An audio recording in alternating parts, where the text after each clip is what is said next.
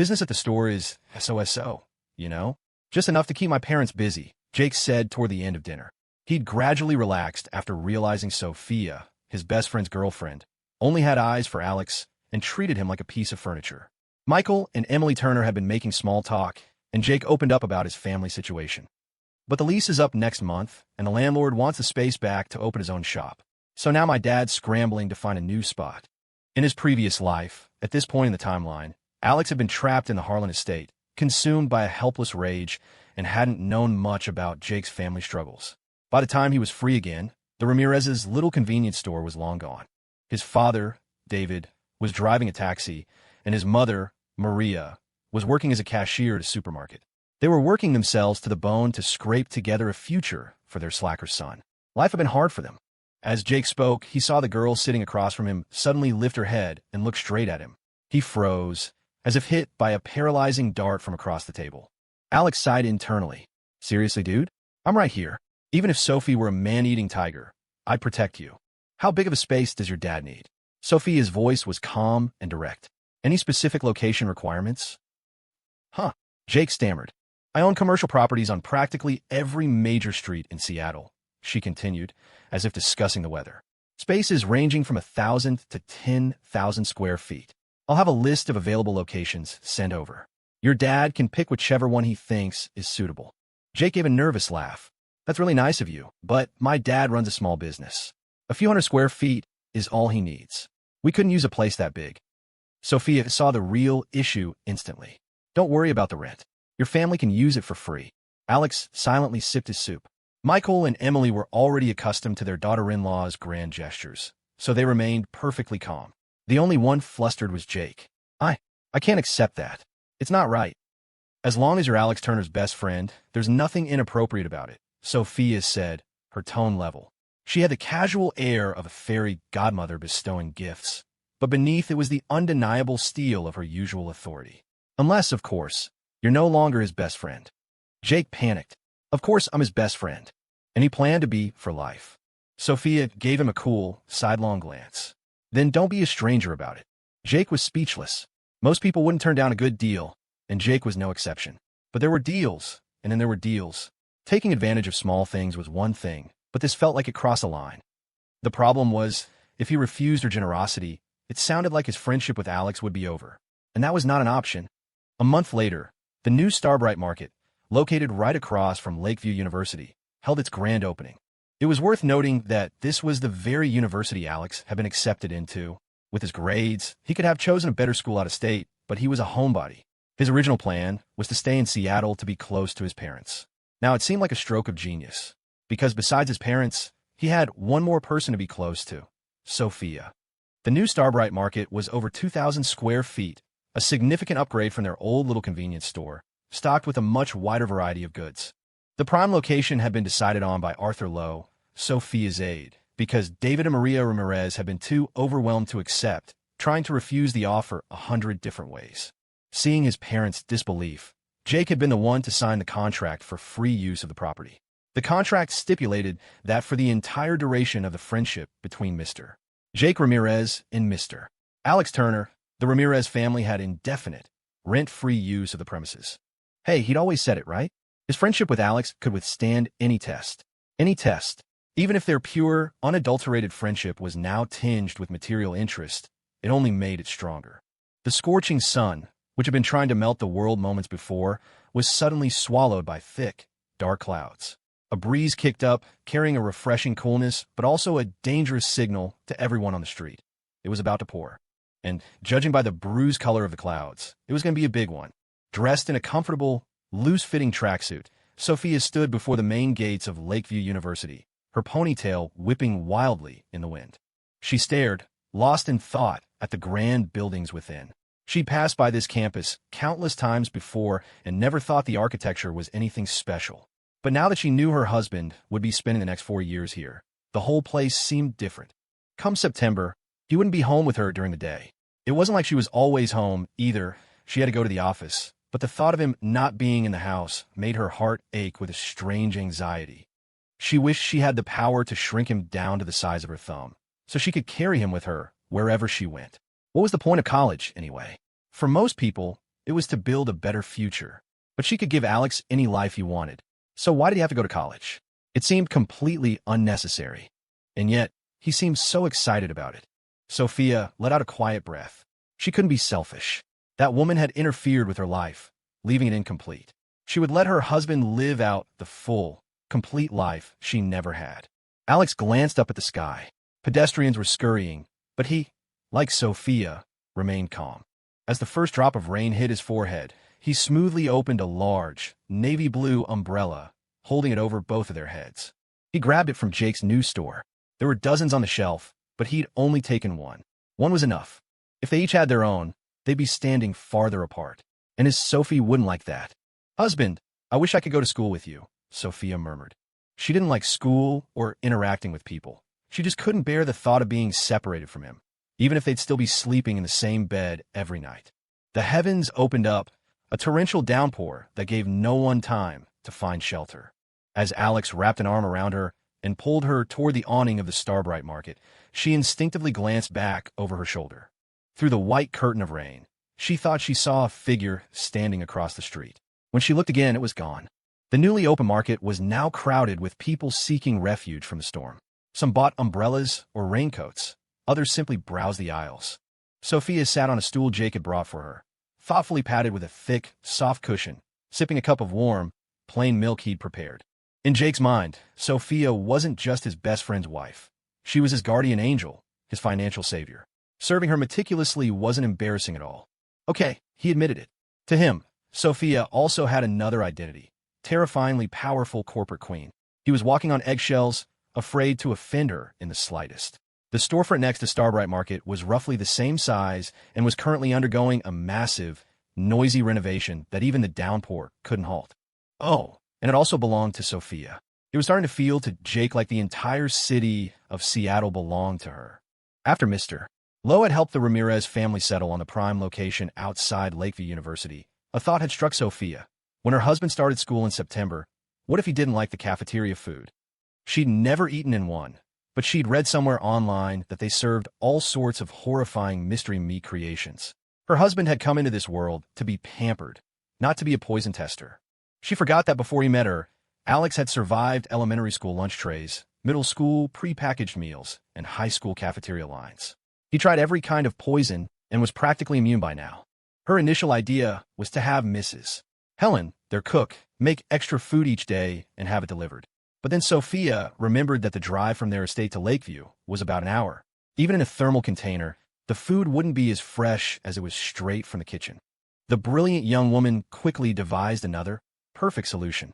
She would open a small, exquisite, home-style restaurant right outside the university. A private restaurant, open only for her husband. He could order whatever he wanted in advance, and it would be made fresh on the spot. So, one night, just as she was about to curl up with her husband and go to sleep, Sophia forsook his embrace for the first time. Claiming she had forgotten to finish some work, she gave him a sweet kiss and told him to sleep first. Then she padded off to the study, suddenly buzzing with energy as she began sketching out the restaurant's layout. Anything related to her husband commanded 12/10 of her focus. The food in this little restaurant had to be perfect in color, aroma, and taste to make him happy every day, but the atmosphere was just as important. It had to be warm and comfortable, a place where he could lie down and rest after a meal, read a book, or listen to music. Speaking of books, it would need a bookshelf filled with his favorites. It needed a huge, floor-to-ceiling window, so he could bask in the sun from a soft rocking chair in the winter. And it needed beautiful potted plants. Wait, what kind of plants did he like? Sophia sketched and scribbled, lost in thought. When she finally looked up, triumphant, she was shocked to see that 3 hours had passed. Time flew when you were doing something for the one you loved. It was a pure, joyful experience. Yawning, she opened the study door and jumped. There, on the sofa in the pitch-black living room, was Alex. He was supposed to be comfortable in their bed, but instead, he was slumped awkwardly on the couch. Hearing the door, he picked up his phone to check the time. "Husband, what are you doing out here?" she complained softly. Alex stretched, his voice thick with sleep. "Waiting for you." He was used to the feeling of her curled against him, his arms wrapped around her waist. Even though she'd kissed him goodnight, he couldn't fall asleep without her there. So he had come downstairs, waiting outside, so he wouldn't disturb her work. Those 3 simple words, "waiting for you," banished all of Sophia's fatigue. Her husband was so wonderful. What was this small effort in comparison? She would gladly cut her own heart out and present it to him on a silver platter. Overcome with emotion, Sophia threw herself at him. Alex, still unsteady from waking up, instinctively caught her, and they tumbled back onto the sofa in a heap. They clung to each other in the darkness, their breaths mingling, each wishing they could press the other so deeply into their own body that they would never be separated again. The next day, Sophia gave the order. Renovations on the free, private restaurant for Alex were to begin immediately. It was being renovated at the same time as Starbrite Market, but while Jake's store was already open for business, the restaurant was still a work in progress. That was because Sophia had exacting standards for the warm, comfortable environment she was creating for Alex. Her detailed requests meant the work was meticulous and much slower. Staring out at the relentless rain, Sophia resisted the urge to go next door and check on the progress. In truth, she received daily reports, complete with photos, detailing every step of the renovation. She hadn't told Alex about it. It was going to be a little surprise. During the summer break, the campus was relatively empty, so they hadn't expected much business on Starbrite Market's opening day. But the sudden downpour brought an unexpected windfall from the sale of rain gear. Alex went to help David Ramirez restock shelves. Naturally, the conversation turned to Jake's future. Through a gap in the aisle, Alex saw Jake greeting customers. Whether they were just there to escape the rain or to buy something, Jake offered each one a small paper cup of hot water to warm them up. For anyone caught in the storm, it was a godsend. He was a natural at this. Every so often, he'd glance over at the girl sitting behind the counter, treating her like a revered queen. "Mr. Ramirez," Alex said seriously to Jake's father, "you don't have to worry about Jake's future. I'll look after him." David sighed. "That kid has been a handful for his mother and me his whole life. We're lucky he has a good friend like you." They both knew that when one person rises, everyone around them benefits. Alex had hit the jackpot with a wealthy girlfriend, and they were reaping the rewards. It made them feel a little embarrassed. A pang of guilt struck Alex. In his previous life, Jake had gone to prison because of him, and the Ramirez family's world had collapsed. David and Maria had gone gray overnight. Alex had worked himself to the bone to earn money, to support himself, his mother, and his best friend's parents. He sent them money regularly, ensuring they were financially stable, but he could never make up for the absence of their son. They were good people. They never once blamed Alex, and even refused his money. Though what happened to Jake wasn't Alex's fault, he was forever haunted by survivor's guilt. "I did not kill him, but he died because of me." Sophia finished her warm milk and turned, looking for Alex. At the same moment, he was looking at her. The rain outside had eased slightly, and some of the customers who had been sheltering inside left, armed with newly purchased umbrellas and raincoats. Alex said goodbye to Jake's parents and prepared to leave. Just then, a delicate, floral scent drifted toward him. Someone was walking quickly toward the umbrella display. Alex didn't have time to move, and it looked like they were about to collide. He frowned instinctively. If it were a big guy, he wouldn't have cared, but a fleeting glance revealed a floaty white dress, a young woman. Alex didn't want any physical contact with any woman other than his mother and Sophia. His body and soul belonged to Sophia. No one else could taint him. "Oh!" A soft, panicked cry, and the woman in the white dress stumbled toward him. Under normal circumstances, most guys would be thrilled by this kind of encounter. A beautiful damsel in distress falling into their arms. They would have instinctively reached out to play the hero. If things went well, a beautiful love story might begin. But Alex had Sophia. He was completely devoted to her. In that split second, his mind raced, tried to figure out how to avoid the impending collision. But his body reacted faster than his brain. He sidestepped sharply, with no intention of reaching out to steady her. Call him cold-blooded, but he wouldn't do anything that might upset Sophia. If she was unhappy, he was unhappy. He cherished the hard-won peace they now shared and wouldn't let some random external factor jeopardize it. However, the space between the aisles was less than 3 feet wide. Even by dodging, Alex could only barely avoid a direct crash. To his dismay, he saw that as the girl lunged forward, she reached out in a desperate attempt to grab onto him. At the last possible second, a hand shot out from behind the girl, pulling her back sharply. The sudden force made her stumble backward, creating a safe distance between her and Alex. The breath Alex had been holding rushed out. He suddenly took a few more steps back. "Be careful," Jake said, his touch proper. He released her wrist the moment she was steady on her feet. The girl, still shaken, looked from Jake to Alex, who was now standing several feet away. She bit her lip, a flash of disappointment and frustration flickering in her eyes. Thank you, she said to Jake. No problem. Jake looked a little shy and nervous. This girl was beautiful. Of course, compared to Sophia, she paled significantly. But could anyone in the world really compare to Sophia? Beauty was subjective, and everyone had different tastes. One person's goddess might be another's plain Jane. But Sophia was different. Her features were exquisite, each perfect on its own and combining into a flawless whole. Even the most critical, I couldn't find a flaw in her face. The girl turned back to Alex, smiling sheepishly. I'm so sorry. I was in a hurry. I hope I didn't startle you. Alex pretended not to hear and turned, walking away around the other side of the aisle. He wasn't being conceited. He could feel her desire to strike up a conversation. The girl bit her lower lip, the frustration in her eyes deepening. Alex walked toward the front counter where Sophia was waiting, holding her milk cup. As he approached, she lifted it, offering him a sip to warm up. The temperature had dropped with the storm. Alex bent down and saw a faint milk smudge on the rim where her lips had been. He pressed his own mouth to that exact spot, taking a sip from her hand, a strange flutter in his chest. An intimate phrase popped into his head, indirect kiss. They slept in each other's arms every night and shared kisses, but this felt different, charged with a subtle thrill. Charles Harrington had thoughtfully pulled the car right up to the market's entrance, so they didn't even need an umbrella. But Sophia still preferred the feeling of being shielded by him under a single umbrella, hurrying through the rain. The vast, storm-swept world would shrink to the size of that small canopy, containing only the two of them.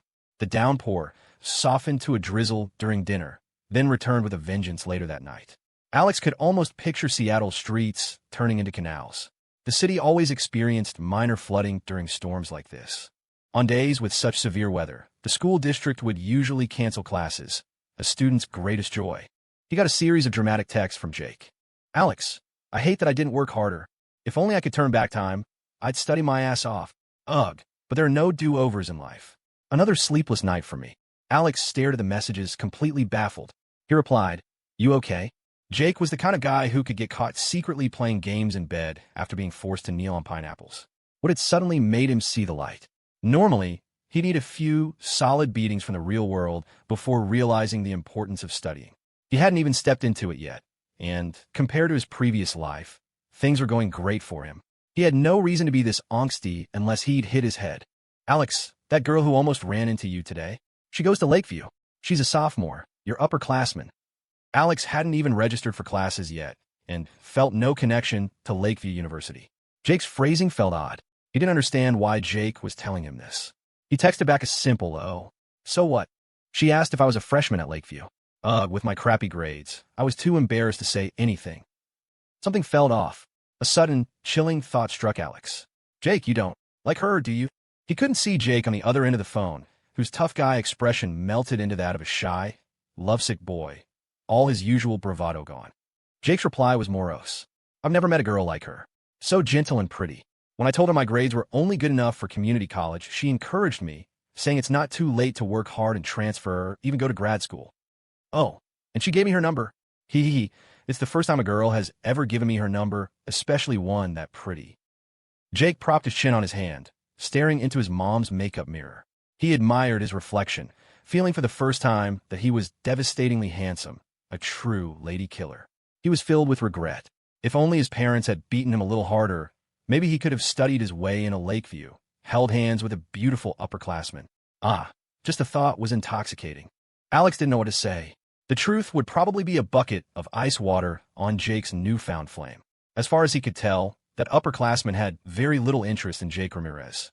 Jake, feeling on top of the world and lost in a romantic daydream, kept pestering Alex, asking if he thought the upperclassman was into him. What was Alex supposed to say? He couldn't very well tell him. I think she's more into me, dude. It was just a gut feeling, but he was sure it wasn't his ego talking. Alex wasn't made of stone. He had feelings and desires. But he was a rational person, a firm believer in doing the right thing at the right time. For example, before his SATs, his job was to study hard and give the best possible answer to 12 years of hard work. Who didn't want a sweet romance? He dreamed of it too, but he'd mentally filed dating under the after starting college category. If he hadn't met Sophia, he probably would have been just like Jake right now, a starry-eyed virgin whose heart was pounding at the first sign of a pretty girl's attention. But after meeting Sophia, after their hearts had connected, no other girl could ever catch his eye. If it had been anyone else asking, Alex might have given some vague, encouraging words, even knowing it was hopeless. But he couldn't do that to Jake. Jake was his best friend. He had to be straight with him. "Jake, man, can I be real with you for a sec?" he began gently. Jake's excitement instantly deflated. "You don't think we have a chance, do you?" I know. I'm not good enough for her. A frog lusting after a swan. Ugh, if you don't work hard when you're young, you'll regret it when you're old." Jake was usually supremely confident in his looks and charm. His gaming handle had once been Cosmic Hunk No One. After all, he didn't use it anymore, though, because his best friend's wife forbade it. The only thing that could make him feel insecure was his grades. And before today, he hadn't cared about them at all. His parents had always nagged him with the classic line, "If you don't study, you'll never find a wife." But back then he was young, and no pretty girl had ever smiled at him so gently. He never understood their concern. Now he did, but it was too late. "Jake, it's not the end of the world. Life is long. It's not too late to start trying now," Alex encouraged. "There are plenty of beautiful, kind girls out there. Don't get discouraged." After their chat, Jake felt like he'd had a major life epiphany, even though Alex felt like he hadn't said much. It was mainly Jake's own overthinking, and Alex's advice just happened to hit the mark. "Starting today, no. Starting tomorrow, I'm quitting video games. I mean it. Alex, you have to hold me to it. For a gentle upperclassman. Or underclassman. Charge." Alex rolled his eyes. "Then why not quit starting today?" Jake's reply was sheepish. "You know how it is, man. I basically pledged my life to my games when I was young and dumb. Now that I'm moving on, I have to spend one last night with them, you know? Give them a proper send-off." Alex sighed. "Right? Whatever you say." Sophia emerged from the bathroom and saw Alex smiling at his phone. She felt a pang of jealousy. Being jealous of a phone was ridiculous and childish, she knew, but she couldn't help it. She walked over and stood silently in front of him. She usually wore conventional pajamas, a short-sleeve top with long pants or capris. She rarely wore nightgowns because she found they always rode up while she slept, which was uncomfortable. And sleeping naked, a trend many people swore by for unrestricted comfort, was out of the question for her. It made her feel incredibly insecure. She was a girl who lacked a sense of security, and it showed in every aspect of her life. Tonight, she'd change her pajamas. It was a simple set, a short-sleeve top and shorts. A plain, khaki-colored, unremarkable design. But on the slender, graceful figure of an 18-year-old girl, the unassuming pajamas were elevated to a level of glamour they had no right to possess. Alex was still holding his phone, but his eyes were uncontrollably drawn to the expanse of pale, smooth skin before him. Sophia's legs, standing close together, were long, straight, and slender, the curves of her calves perfectly sculpted. It was a beautiful sight, one you couldn't look away from. 3, 2. Sophia counted down silently. She decided if Alex didn't look up and hug her by the end of the countdown, she was going to be mad. And if she got mad, the consequences would be severe. How should she punish him? She'd make him whisper, "I love you" in her ear 1,000. No, 10,000 times. Just as she had this thought, she was suddenly lifted off her feet. Before she knew it, she was sitting on Alex's lap. By now, Alex could practically read her mind. He knew what she wanted and, with effortless grace, gave her exactly the reaction she craved. He was happy to spoil her for a lifetime. Sophia was light as a feather, like holding a kitten. He could hold her all night and not get tired. The moment she was settled on his lap, she felt a tiny flicker of disappointment. She'd been looking forward to hearing him say, "I love you" 10,000 times. But the fact that he never ignored or neglected her made her heart soar just the same. You couldn't have your cake and eat it too. She shouldn't be too greedy. Alex started telling her about Jake's one-sided crush. To keep a conversation going, you had to find topics, preferably about things happening around you. He wanted to slowly draw Sophia into his world, to let her participate until their lives were completely intertwined. Jake met a girl today who made his heart skip a beat. Alex said, his arms wrapped around her from behind, his chin resting on her shoulder. He felt a smug sense of satisfaction. But I think he's getting a little ahead of himself. I gently hinted that it's probably a dead end. Was that too cruel of me? Sophia was soft and fragrant, her waist so slender he could circle it with his hands.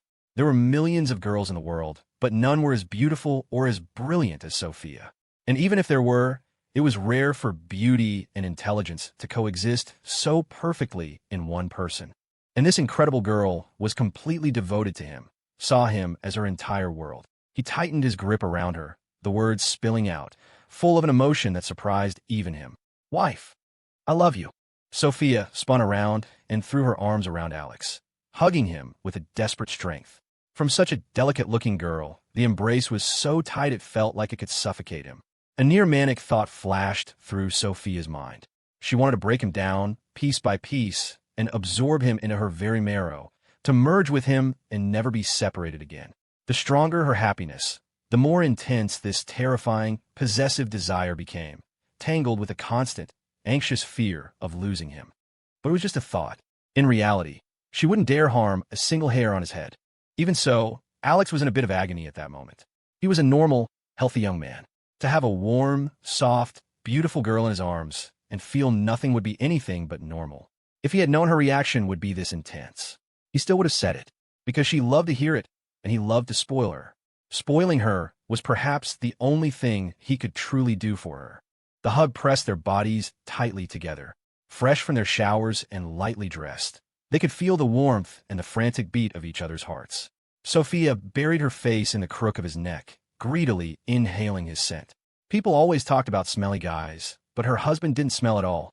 He had a clean, fresh scent like sunshine that made her dizzy. Alex's hand rested on her waist, while his other gently stroked the back of her head. Her hair was still damp, and the entire room seemed filled with her intoxicating fragrance. His throat went dry, and he struggled to control his ragged breathing. "Sophie, let me dry your hair. The AC is on. You'll get sick." Sophia was perfectly comfortable. She would have been happy to stay like that until the end of time and had no intention of letting go. "I'm not that fragile," she said with a self-deprecating, half-joking laugh. "I'm tough. Hard to kill." The words were spoken lightly, but they grated on Alex's ears. He placed his hands on her shoulders and gently pushed her back. Caught off guard, Sophia was forced to release him. She frowned, confused and annoyed, looking up at him with innocent eyes. "Sophie, don't ever say things like that again, okay? I don't like hearing it." Alex's expression was serious. "If there's a next time, I'm going to be angry." Sophia blinked. She wanted to say she was just telling the truth. That year, she had crawled out of the pond, soaked to the bone, and for a day and a night, the wet clothes clinging to her skin had gone from dripping to being dried by her own body heat. She had gotten sick, yes, but she had survived. Her will to live was as tenacious as a weed growing in the crack of a rock. Truthfully, she didn't value her own life that much. Even if she had died on the road back then, she would have had no regrets. Her birth mother despised her. Her birth father used her. She was a person who should never have been born. An unwanted life was a worthless one, wasn't it? But her husband looked unhappy, and that sent a wave of indescribable ecstasy through her. Besides crushing those she hated under her heel, her purpose for existing was to be cherished by the person she loved, who also loved her back. She was no longer alone in this world. She had a real family. Overcome with emotion, Sophia cupped Alex's face in her hands and planted a loud, firm kiss on his lips. Alex remained stoic. No, that was a lie. The moment her lips touched his resolve had wavered, and he no longer wanted to be stern with her. But how could he be so weak? He had to make his feelings clear, otherwise she might say something like that again, and he really, truly hated hearing it. So he forced himself to keep a straight face, his heart hardening. "Kissing me won't work." Sophia surrendered immediately. "I was wrong, husband," she said meekly. "I'll never say that again." The tension instantly drained from Alex's body. Pretending to be angry was surprisingly exhausting. "Husband, I have something to tell you, something to cheer you up." Alex sat on the sofa while Sophia curled up on the plush white rug at his feet, resting her head comfortably on his lap as he played with her long hair. He lifted a freshly dried strand to his nose and inhaled. It smelled so good. Hearing her, he turned off the hairdryer. "What is it?" "It's about that classmate of yours. What's her name? Lily something. The one who tried to extort $1 million from you." Sophia paused, propping her chin on her hand and staring at him intently. "The one you confessed to after your SATs. Remember her now, husband?" Alex was speechless. "Please, I remembered her the moment you said, Lily something, but you didn't give me a chance to say so." The old saying was true. Women were a handful. Was she trying to bring up old scores? He'd liked Lily Thompson before he and Sophia had even reconnected. Liking another girl before they were together wasn't exactly a capital crime, was it? His survival instincts kicked in. It was essential to reaffirm his position, something Sophia liked to hear over and over again. "I only liked her back then because I was fooled by her act. To be honest with you, just thinking about her now makes my stomach turn." This answer clearly satisfied her. She got to the point. The verdict came down. She was sentenced to 10 years. Are you satisfied with that result, husband? Satisfied, Alex said without hesitation. She deserved it. Lily Thompson had paid a heavy price for her greed. But if Sophia hadn't brought her up, Alex would have almost forgotten she existed. To be imprisoned at 18, even if she got out early for good behavior, her life was ruined. She had a criminal record and had missed out on college. And Alex had no intention of letting her off that easily. Had she let him and Jake off in their past life? What was that saying? Mercy to an enemy is cruelty to oneself. Although Alex and Lily were now worlds apart, realistically, she would have to spend the rest of her life looking up at him. He had no interest in her admiration. He just wanted to crush her under his heel to ensure she could never get back up, never cause trouble again. The once kind-hearted Alex Turner was now utterly ruthless toward his enemies. The day he had to report to the university finally arrived. At Alex's request, Arthur Lowe didn't drive the flashy luxury car, swapping it for the humble taxi he had used at the beginning. Such a momentous occasion as her husband starting school was something Sophia absolutely had to be there for. Outside the gates of Lakeview University, among the throng of freshmen accompanied by family and laden with bags, Alex, with just a single black backpack, stood out. Husband, when you come out, I have a surprise for you, Sophia said, her eyes sparkling with mystery. Freshman, are you in the business program? Right this way. The upperclassmen volunteers, working orientation, were diligently directing the new students. Alex was a computer science major. A sophomore with glasses saw Alex's light luggage and wasn't sure if he was a new student. Excuse me, are you a freshman who just enrolled? The volunteer's polite question was cut off by an abrupt, slightly too eager voice. Hi, freshman. What's your major? I can show you the way. The male volunteer stared dumbfounded. When he saw who was trying to steal his customer, he gave Alex a strange look. Computer science, Alex replied, smiling at the male volunteer. The female volunteer's brilliant smile froze on her face. She watched in stunned disbelief as Alex walked away with the other guy, unable to process being blown off by him a second time. As the friendly volunteer, Leo, led Alex toward the computer science welcome tent, he kept looking like he wanted to say something. Leo, if you've got something to say, just say it, Alex said with a smile. Leo was straightforward enough. Why didn't you let that girl show you the way? Alex countered. Why should I have? Because she's gorgeous, man, Leo said, as if it were the most obvious thing in the world. Alex was speechless. What kind of reason was that? Aren't you hoping to start a sweet college romance? I have a girlfriend, Alex said honestly. If he could, he'd shout it from the rooftops. On the surface, it sounded like bragging, but it was really for self-preservation and for the preservation of others. Of course, he also genuinely wanted the whole world to know that Sophia was his. Hearing this, Leo actually seemed to sigh in relief. Oh, good. His sudden relief left Alex confused. Then, a thought struck him, and he thought he'd found the answer. Could it be that Leo has a crush on her? Thinking it, he said it. Do you like her? Leo's eyes widened in shock, his face turning red. Alex thought I knew it. After knowing Jake for so many years, the only person who could fluster him that much was that upperclassman. Objectively speaking, she was attractive, with a pretty face and a nice figure.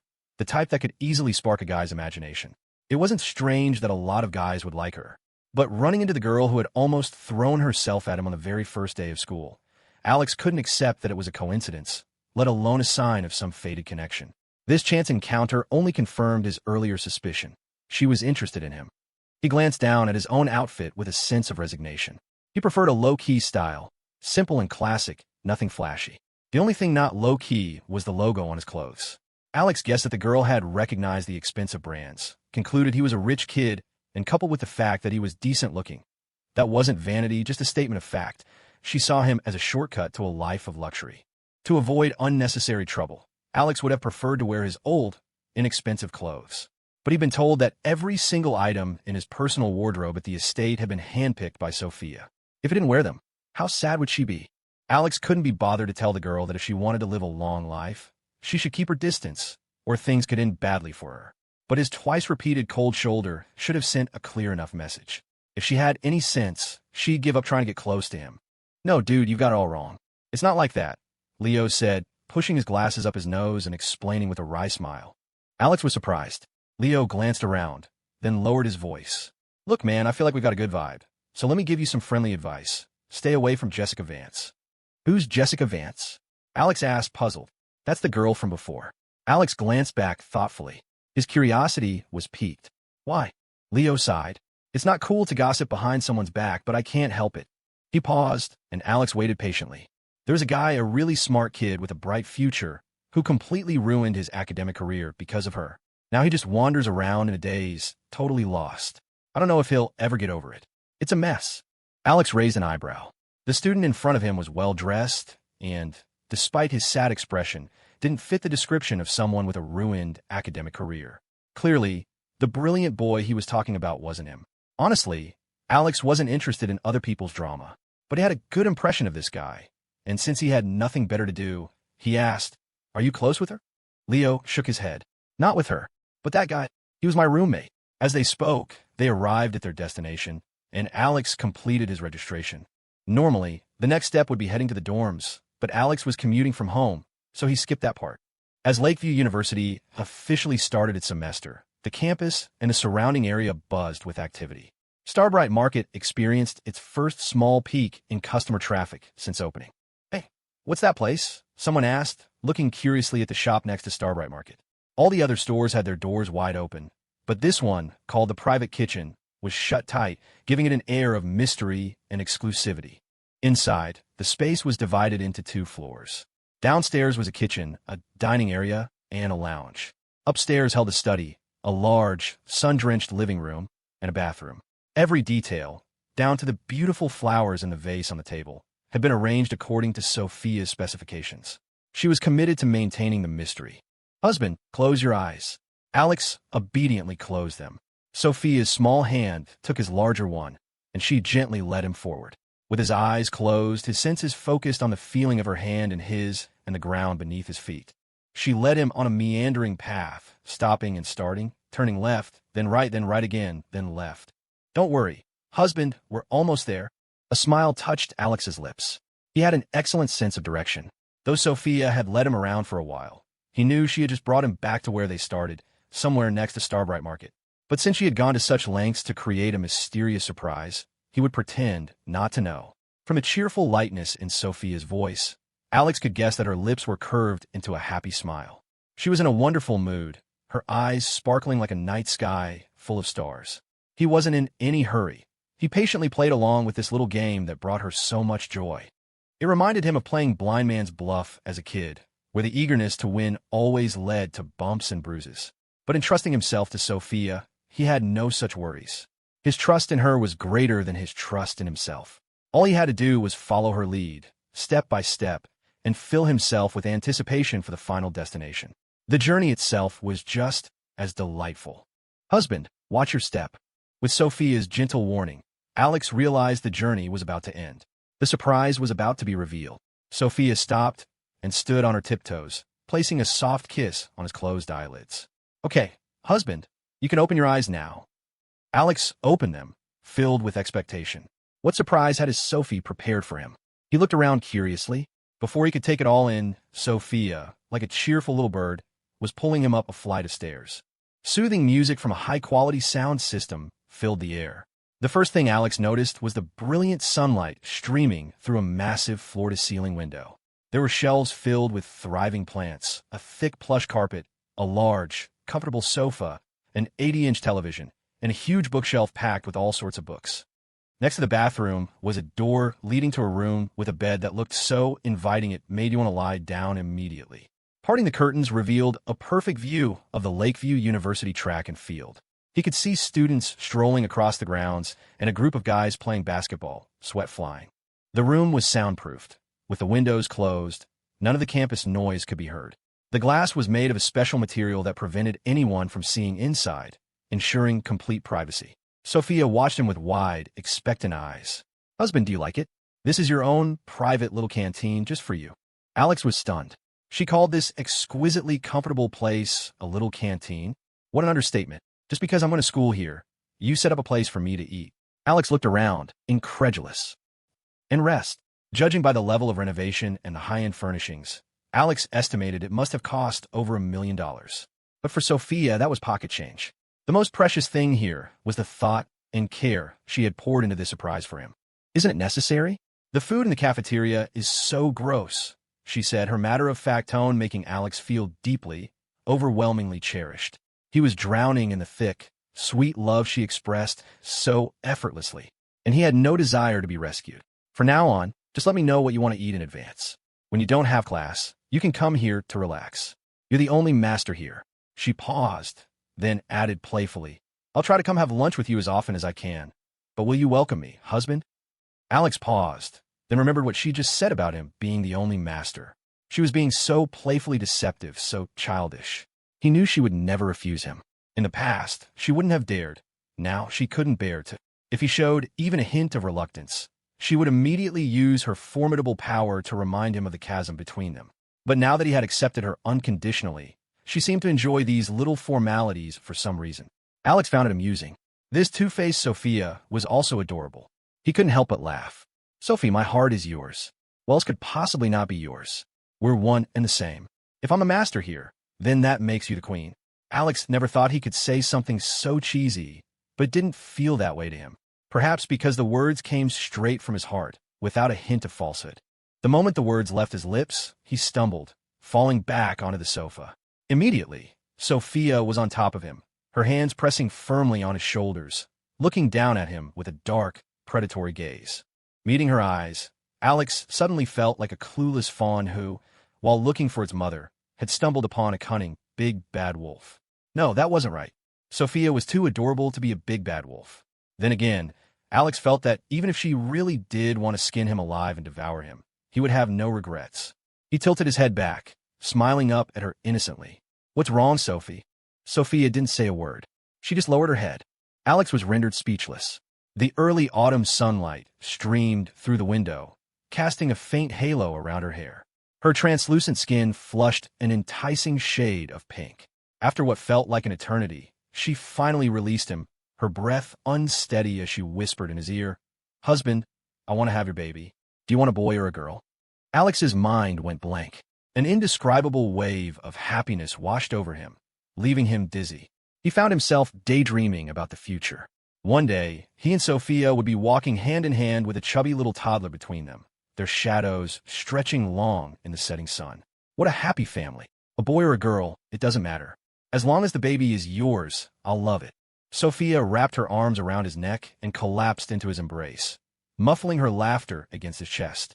Playfully, she started, What if I give birth to a... Don't say it, Alex interrupted, then thought for a moment and reiterated, As long as it's yours, I'll love it. Sophia stopped laughing. Husband, sometimes I really just want to eat you up. Make no mistake, the eat she was talking about had no hidden meaning. It was purely literal. Alex jokingly offered his arm to her mouth. Go on then, take a bite. Just as Sophia opened her delicate mouth to do so, Alex mischievously pulled his arm back. She pouted, pretending to be angry. His gaze was involuntarily drawn to her lips. They were red and slightly swollen, a tempting sight that made his breath catch. He cleared his throat and said with a straight face, It's dirty. I don't want my Sophie to get a stomachache. I'll go wash it first. Sophia adored it when he called her my Sophie. She hugged him tightly, refusing to let go, her actions full of affection. Alex had figured out. The genius Sophia Reed was not only powerful, domineering, and completely obsessed with him, but she was also incredibly clingy. Some are born lucky, others are not. As Alex's childhood friend, Jake Ramirez had been shoved into a smelly dorm room by his parents, who thought he needed to be toughened up. He was forced to eat 3 meals a day in the cafeteria. In stark contrast, Alex Turner, who had applied for off-campus housing, got to go home every night to his sweet wife, and had someone so worried about him not eating well that they opened an entire private restaurant just for him, was living on cloud 9. At 7:30 in the evening, in his 4-person dorm room, one roommate was out on a date, and the other 2 were engrossed in an online game. Jake, who had once pledged his life to video games, felt no interest at all. He lay on his small bed, moping. It was embarrassing to admit, but he was a little homesick. It was hard to believe. As a kid, he had fantasized countless times about growing up and running away from home. Home had often felt like a cage. He had longed to be released on parole, to be free. But now that he was truly away, with no one to nag him, he was surprised to find he wasn't happy at all. He missed his mom and dad so much. Incredibly, when he thought back on his mom's nagging and her temper, it now seemed incredibly dear, something he yearned for. Even though he was still in Seattle, living under the same sky, an invisible wall now separated them. It was still early. He could go see them, then come back. His parents were definitely at the New Market. It was only a half-hour ride away. He could even help out a bit, greet some customers, restock some shelves. Just then, his phone vibrated. "Jake, you there?" Jake saw who the message was from, and his melancholy vanished. It was the pretty, gentle upperclassman. His excitement lasted all of 3 seconds. He remembered Alex's warning. "Ugh, this sucks." If anyone else had told him she wasn't interested, he would have angrily assumed they were just jealous. But since it came from Alex, it had to be the hard truth.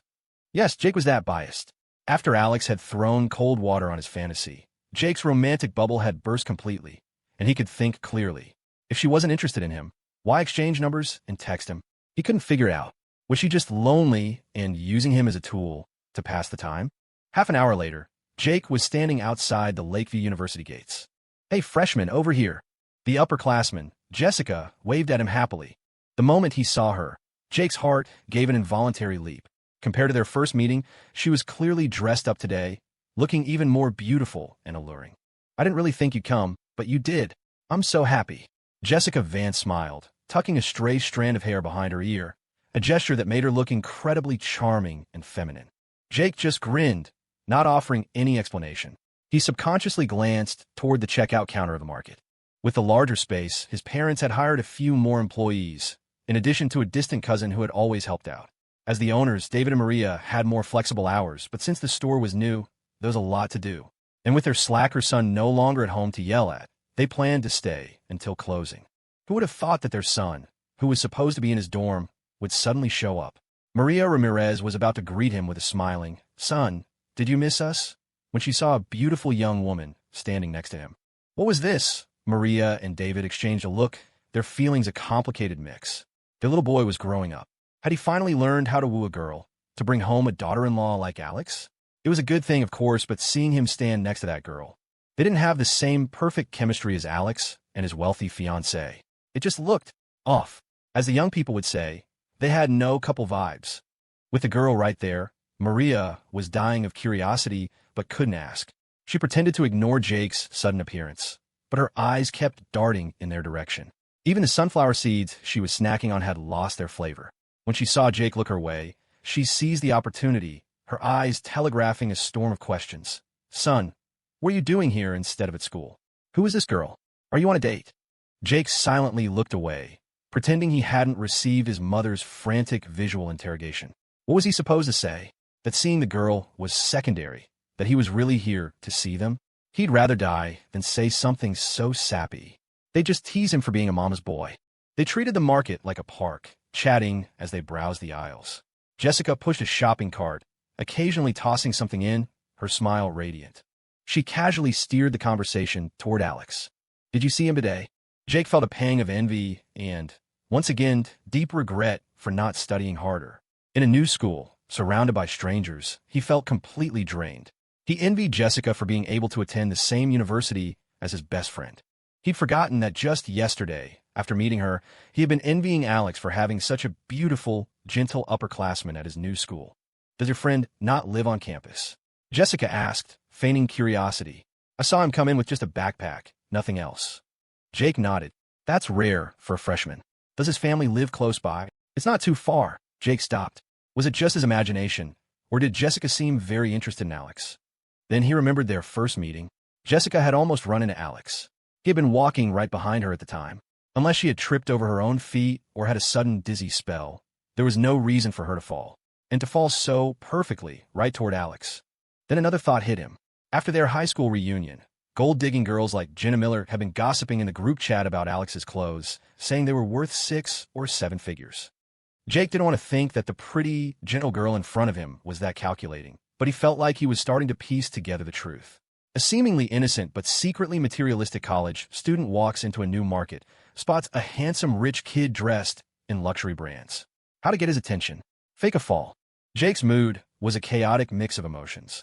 In that moment, his usually thoughtless, happy-go-lucky personality became an impenetrable shield, preventing him from exploding with anger at the realization that he'd been played. First, his heart sank.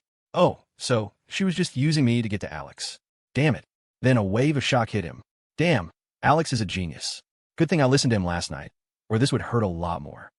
The tangled thoughts finally coalesced into a single, resounding cry in his mind. She is so dead. If she dares to have any inappropriate ideas about Alex, she is absolutely, positively dead. His girlfriend will not let her get away with it. As Jessica continued to subtly probe for information about Alex, Jake's gaze softened with an unmistakable pity and a hint of schadenfreude. I was in a bad mood today, but being with you has magically cheered me up. Thank you, Jessica said, tucking her hair behind her ear again. Jake noticed she had done that same move several times in less than an hour. Before, he had found the gesture charming and alluring. Now it just seemed incredibly fake.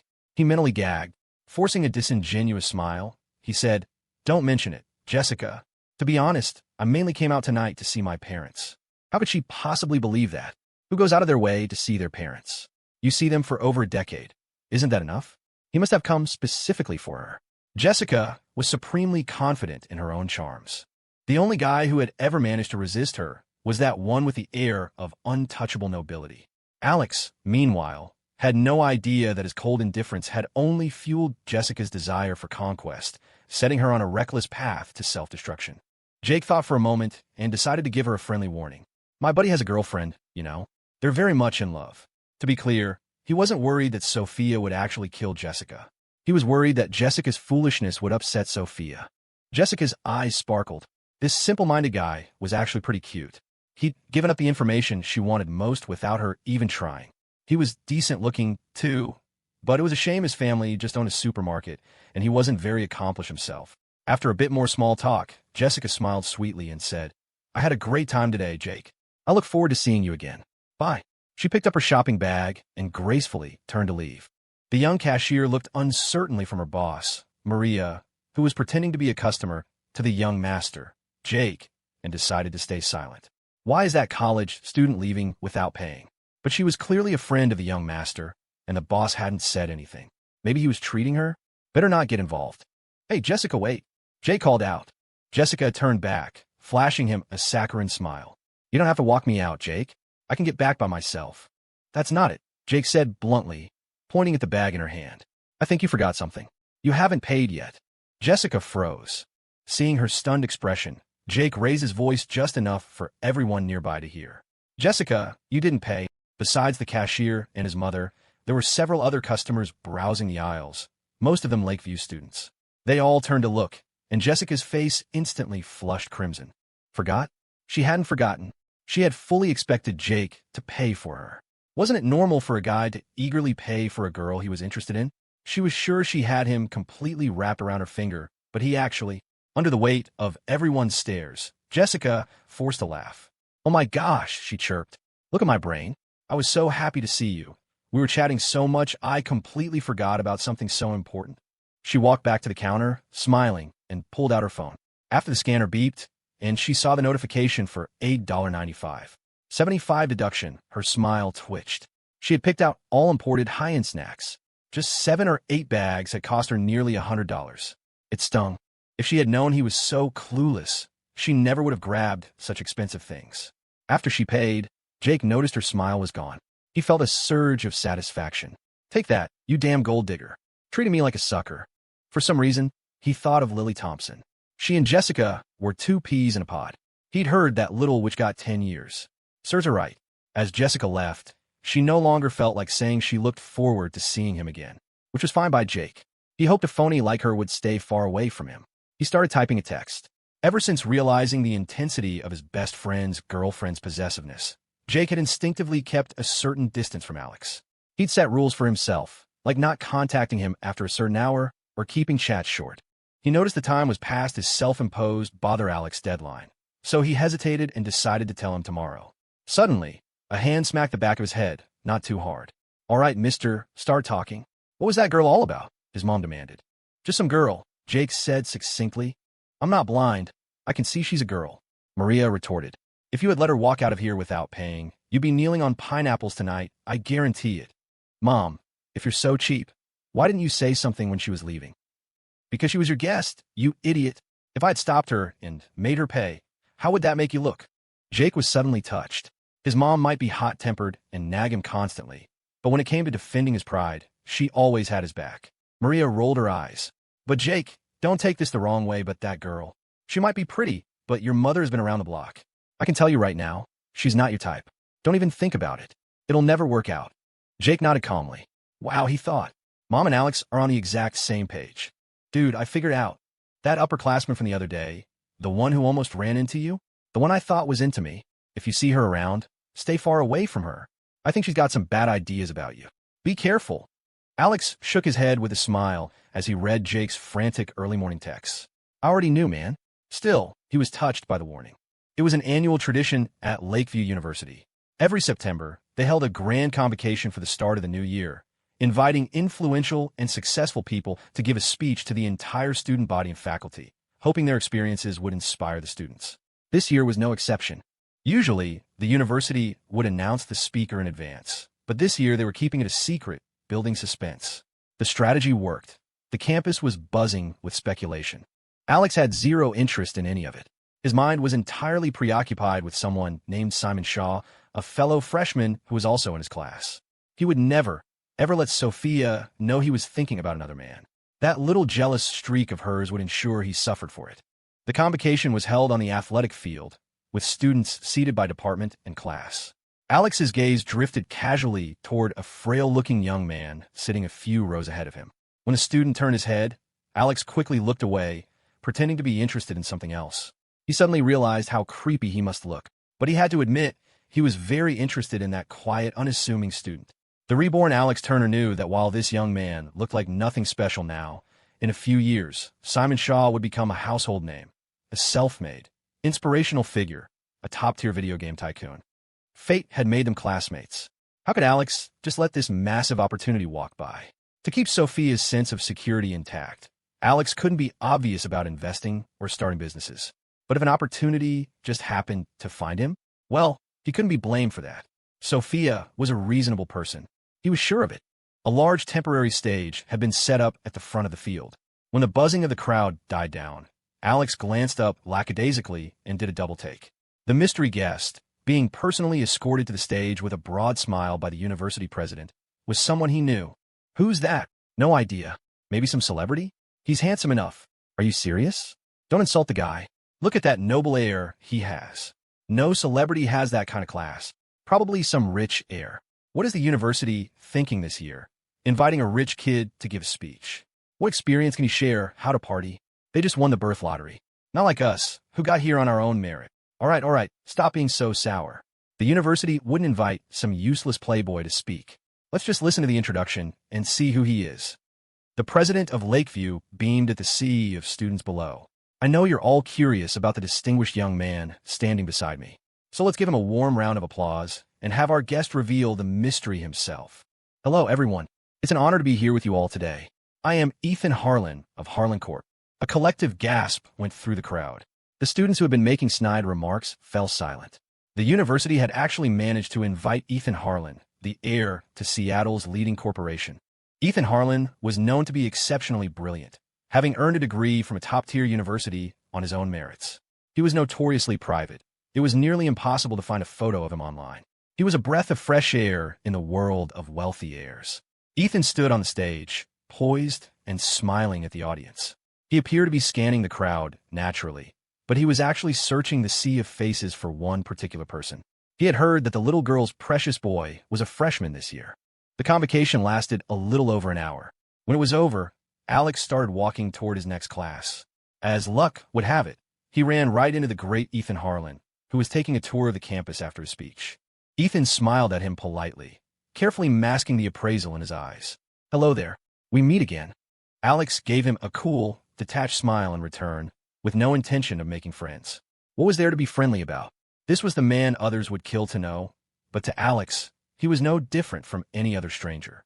Given Sophia's attitude toward her family, Alex wanted nothing to do with them, especially when he wasn't sure if Ethan was a friend or a foe. Unlike his reckless younger brother, Caleb, who had shown up on his doorstep in his past life, the reserved Ethan had never appeared in his life at all. Consequently, Alex had no idea what kind of person he was. After the brief smile, Alex prepared to walk away. Alex Turner, Ethan said, his voice stopping him. Can we talk? Alex's brow furrowed. He saw other students nearby, hesitating, not daring to approach. I'm sorry, Mr. Harlan, he said, his tone polite but distant. I have somewhere to be. I'm afraid I can't. Ethan's assistant stared, her eyes wide with shock. She didn't know Alex and couldn't fathom where he got the audacity to flatly reject the heir to Harlan Corp. In her eyes, Ethan initiating a conversation with a student was an act of incredible condescension. The student should have been honored, or at the very least, shown some basic courtesy. Then, the assistant's gaze fell to the shoes Alex was wearing, and her expression immediately shifted to one of complex awe. Could this student's background be even more powerful than Mr. Harlan's? But everyone knew that the Harlan family was the most powerful in Seattle. The young assistant concluded that Alex Turner must not be from around here. Ethan, having been so openly snubbed, simply watched Alex's retreating back with a wistful expression. The boy was a perfect match for that little girl, after all. Both of them were so difficult. The assistant, Ms. Collins, bristled on Ethan's behalf. Mr. Harlan, who is he? He seems a bit arrogant. Ethan's expression turned cold.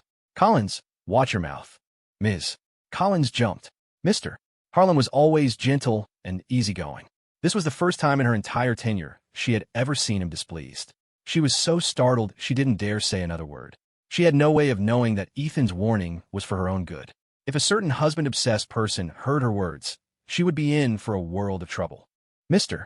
Harlan, see, can I have your autograph? A pretty, vibrant college student blocked Ethan's path, her face flushed with shyness. Ethan gave her a surprised look. As the heir to Harlan Corp., he'd seen every trick in the book. He could read the young woman's intentions as clearly as if they were written on her forehead. I'm sorry, I don't have a pen on me, he said with a cool, apologetic air, and walked away. The student was left standing there, stunned. You don't have a pen, but I do. Jessica Vance stomped her foot in frustration. Was she having a bad week? Her usually foolproof charms were failing her with one man after another. Biting her lip, she hesitated for a moment, but didn't have the courage to pursue Ethan. Instead, she turned and headed in the direction Alex had gone. She had seen it with her own eyes. Ethan Harlan had been the one to approach that freshman, Alex. Her instincts were never wrong. Alex Turner was rich and powerful, and he was incredibly handsome. If she could latch onto him, her future of wealth and luxury would be secure. The thought was thrilling, but he seemed so hard to get along with. Then again, rich people were used to being worshipped. It was normal for them to have a bit of an attitude. If she couldn't even handle that, how could she ever hope to marry into a wealthy family? No pain, no gain. Freshman. Hey, freshman, wait up. Alex heard someone calling from behind him. His gut told him it was for him, but he couldn't be bothered to respond. Hey, why are you walking so fast?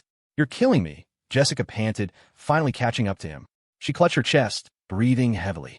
As another male student walked past, Jessica openly wrinkled her nose in disgust, the words "you stink" practically written on her face. The other student fell silent, pressing himself against the wall, a look of shame on his face. But he knew, in his heart of hearts, that while his clothes were old, he showered and brushed his teeth every day. He didn't smell. Faced with such blatant contempt, however, the shy young man didn't know how to defend himself. He could only remain silent. Jessica deliberately edged closer to Alex. Alex frowned at her. He finally understood. For some shameless people, hints are useless. He had to be direct. Excuse me, he said, his voice cold. Could you please stay away from me? Huh? Why?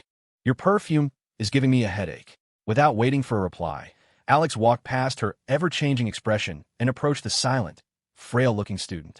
Hi, are you Simon Shaw? He asked kindly. I'm Alex Turner, from your class. I'm a little lost. I can't figure out where our next class is. Could I walk with you? Simon pushed up his glasses, subtly sizing Alex up.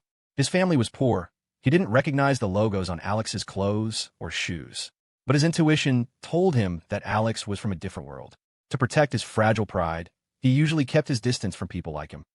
But this guy seemed different. For the first time since he'd arrived at Lakeview, he felt a flicker of genuine kindness from someone. He nodded.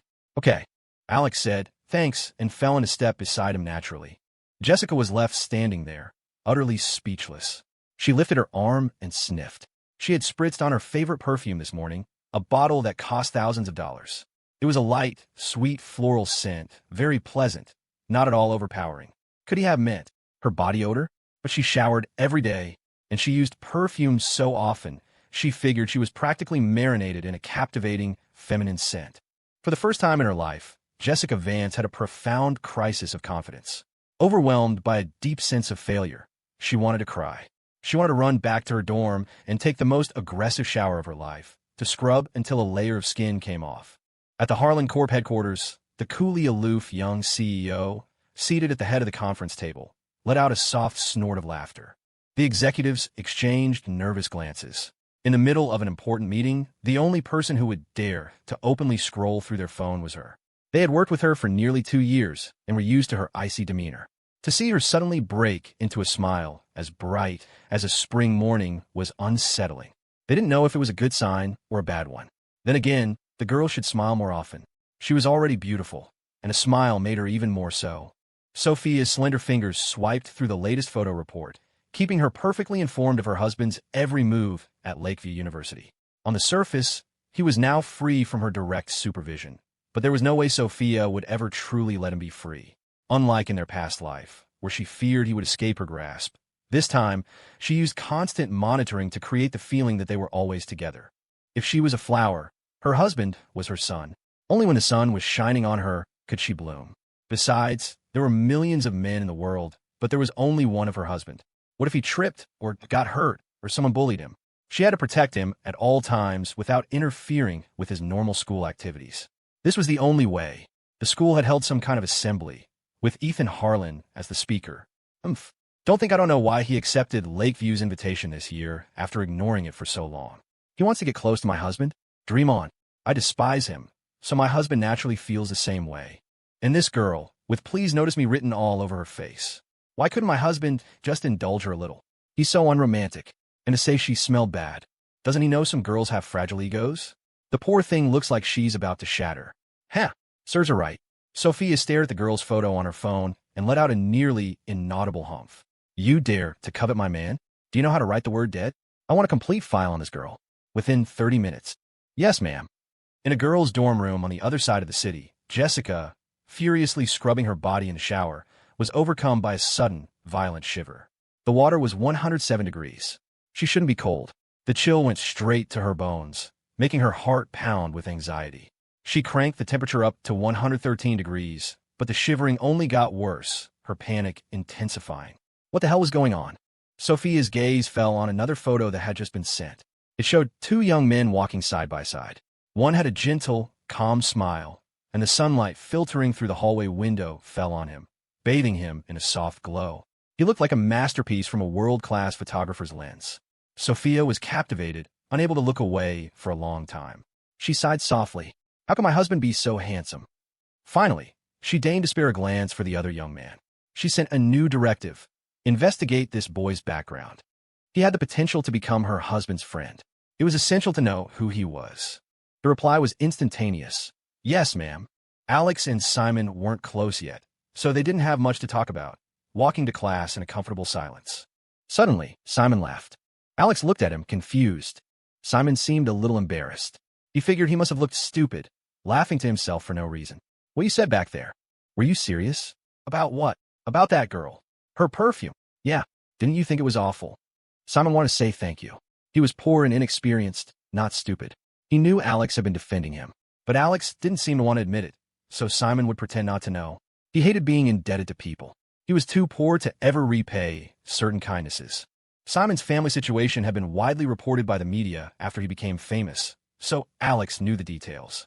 Simon was born in a rural town in the Northwest. He had a sister 3 years older. Their parents had died young, and their grandfather had raised them by collecting and selling scrap metal from tricycle. But misfortune preys on the unlucky. The endless labor broke their grandfather's health, plunging the already struggling family into an even deeper crisis. His sister dropped out of school to work, giving Simon the chance to continue his education. Her meager salary had to cover their grandfather's medical bills and Simon's tuition. It was never enough. To ease his sister's burden, Simon worked multiple part-time jobs, squeezing in time to study with a tenacity and brilliance that allowed him, in his junior year, to create a wildly popular little game. By his senior year, he had founded his own gaming company and launched another game that would take the world by storm. Alex knew that as a freshman, Simon was broke, probably without even $100 to his name. His daily meals consisted of 2 steamed buns soaked in hot water. For a treat, he might buy a small packet of pickled vegetables. He wasn't even getting basic nutrition, just barely surviving. Alex had also been a poor student once, though nowhere near Simon's level of poverty. He'd always had enough to eat. But now he was rich, extraordinarily rich. It wouldn't be an exaggeration to say that the loose change from his pockets could support Simon for a year. But he didn't offer him direct financial aid. Even when he saw Simon secretly picking up discarded water bottles to recycle, he didn't intervene. Simon had too much pride. Rather than patronizing him with charity, Alex knew what he really needed was a job, a way to support himself with dignity. And providing him with a respectable job was no trouble at all for Alex. A few days later, after they had gotten to know each other better, Alex brought it up casually. "Hey, Simon, since you live on campus, you know the other students better than I do. Do you know anyone looking for a part-time job? An uncle of mine owns a supermarket and needs an extra hand." Simon, who had been desperately searching for work, lit up. Alex brought him to Starbrite Market. Simon's diligence and hardworking nature immediately won over David and Maria Ramirez. A contract was signed, and Simon was officially hired as a new employee, doing everything except counting the money. That evening, Alex told Sophia about getting his classmate a job at Jake's family store. Sophia cupped her face, her eyes shining with adoration. "My husband isn't just handsome, he's kind too. How'd I get so lucky to find such a perfect husband?" Sometimes, Alex genuinely thought he was remarkable. To be showered with such relentless praise from a genius every day and not let it go to his head was a real achievement. He pulled Sophia onto his lap, feeling a slight sense of failure. He had been feeding her all sorts of delicious things every day, but she was still so light. His efforts didn't seem to be adding any weight to her. He would have to try harder. Luckily, they ate almost every meal together. There were plenty of opportunities. At 11:30 p.m., a luxury car pulled up quietly outside Lakeview University. An elegant, middle-aged man in a tailored tuxedo got out and opened the back door. A small, delicate white sneaker emerged first, followed by a girl with skin so pale it was almost translucent, a stunning face, and a cloud of naturally curly hair pulled into a high ponytail. "Hey, look, is that girl a celebrity? She's gorgeous." "Probably. Can a normal person look that good?" Sophia ignored the stares, walking straight to the university gates and peering inside. Her husband had told her today was some kind of Black Thursday with a packed schedule of classes that ran until noon. It must be exhausting. She passed Starbrite Market, gave David a cool nod, and entered the private kitchen. "How was your trip?" At 12:10 p.m., Alex and Simon walked out of the university together. At Sophia's arrangement, Michael and Emily Turner were on a month-long, round-the-world tour. A few days in this country, a few days in that one. They were ordinary people who had never been abroad and didn't speak English, but Alex wasn't worried at all. They were accompanied by an entourage of 7 or 8 assistants, dedicated to ensuring their trip was perfect. Being rich was damn good, and now he was one of them. It felt pretty good. After spending some time together, Simon and Alex had become good friends. Simon worked at the market whenever he had free time. He was diligent and quick to see what needed to be done, and his bosses were very happy with him. When Maria learned of his difficult family situation, she gathered up some of Jake's old clothes that he no longer wore and gave them to Simon, asking him not to be offended. How could he be offended? The clothes were barely worn, and the quality was 100 times better than the cheap things he bought at street stalls. He was beyond grateful. At the entrance to Starbrite Market, Alex waved goodbye to Simon and headed toward the private kitchen. It was only a few steps away, but he walked with an urgent pace. His Sophie was waiting for him inside. He was sure of it. The private kitchen. The 4 simple words painted on the discreet entrance gave off an immediate sense of exclusivity. Simon Shaw glanced away from the elegant, calligraphy-style nameplate next door and stepped into the Starbrite Market. The job was better than he could have ever imagined. Full-time on Saturdays, Sundays off, a salary of $3,800 a month, with a free lunch included. They even provided toiletries like toilet paper, toothbrushes, and toothpaste. After paying for utilities at the dorm, Simon had almost no other expenses. He could finally start saving for tuition, and his sister wouldn't have to work so hard anymore. He cherished the opportunity and was incredibly grateful to Alex Turner for making the introduction. Since they often walked to this block together, Simon couldn't help but notice the air of mystery around Alex. For one, he was a freshman who didn't live on campus. He also never ate at the university dining halls. Every day at noon, he came here to the private kitchen. Unlike every other shop on the street, its door remained shut all day. Simon had pondered the name. It had to be a restaurant that only served a select few clients. Alex was obviously one of them. A meal there must be incredibly expensive. How else could it possibly turn a profit? But after getting to know Alex, Simon found him to be easygoing and kind, completely lacking the arrogance and entitlement he'd seen in other wealthy people. Alex carried himself with a maturity that defied his age, and Simon never felt the awkwardness of class difference when they were together. He was just a genuinely good person. Simon felt lucky to have met a friend like him so early in his college life. He had a gut feeling that Alex would become a cherished, lifelong friend. Simon was good at respecting boundaries. Even though they were friends, he never pried into Alex's life to satisfy his own curiosity. Some relationships, like those between lovers or spouses, grew stronger with intimacy. Others, like friendships, required a certain distance. He knew that everyone's path was different. Even if he knew every detail of Alex's life, he could never become Alex. He had his own life, and though it was difficult, he never once complained about his fate. He firmly believed that hardship was temporary and that he could build a brilliant future for his grandfather and sister with his own two hands. As Alex placed his hand on the fingerprint scanner, an image bloomed in his mind. A cozy little restaurant that exuded a comforting warmth. A vase on the table, holding a bouquet of flowers still glistening with morning dew, lilies, maybe, or roses or tulips. And sitting at the table would be a girl more beautiful than any flower, her long, slender legs likely crossed elegantly, her chin resting on one hand as she casually flipped through the latest issue of an economics journal. Ever since he started at the university, Sophia had come every day at noon, a perfect embodiment of her promise. And yet, even knowing she would be there, he still felt a surge of anticipation, imagining the moment he'd open the door and she'd look up and smile at him. He was hopelessly addicted to her. Alex pushed the door open, eager to see if his prediction was right. Guessing what Sophia was doing before he opened the door had become one of his little private pleasures. The cozy dining room, the vase of dewy roses on the table. It was exactly as he had imagined. But the smile Alex had prepared froze on his face. The girl he pictured, leisurely flipping through a magazine, wasn't there. Without her, the room felt like it had lost its soul. Sophia wasn't here. A pang of disappointment hit him. He had grown so accustomed to having lunch with her that her absence left an empty space inside him, a void that seemed to echo in his very soul. She said she would try to come, not that she would be here every single day, he reminded himself. She's probably busy today. Just as the melancholy began to set in, a familiar, faint fragrance drifted from behind him. A smile spread across Alex's lips. Pretending he hadn't noticed anything, he walked to the table, pulled out a chair, and sat down. The household staff began placing an array of exquisite dishes on the table. Alex glanced at them, a dozen small plates filled with everything from delicate seafood to perfectly cooked vegetables. It was a feast for the eyes and a masterclass in balanced nutrition. He picked up a shrimp and popped it in his mouth. It was fresh and savory, but he couldn't stop himself from sighing. He pulled out his phone with a pained expression, as if debating whether to call a certain someone and ask where she was. It was obvious who that someone was. His Sophie. Why wasn't she here today? And why hadn't she at least sent him a text? Mrs. Peterson, he asked, is Miss Sophia especially busy today? Mrs. Peterson, who used to work at the main Reed estate, had been transferred here when the private kitchen opened. She, along with a five-star chef, was in charge of his lunches. She smiled kindly. I'm sorry, Mr. Turner. We wouldn't know Miss Sophia's schedule. Alex mentally rolled his eyes. Fine. You're all in on it with her, are you? Okay, I'll play along.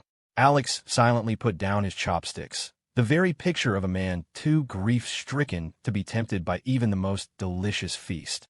How could he possibly eat when his Sophie wasn't here? As if she didn't know he knew she was hiding behind him. She must have seen him coming from outside and slipped behind the door just as he opened it, using it to shield herself from his view. His mischievous Sophia, playing hide-and-seek like a little kid.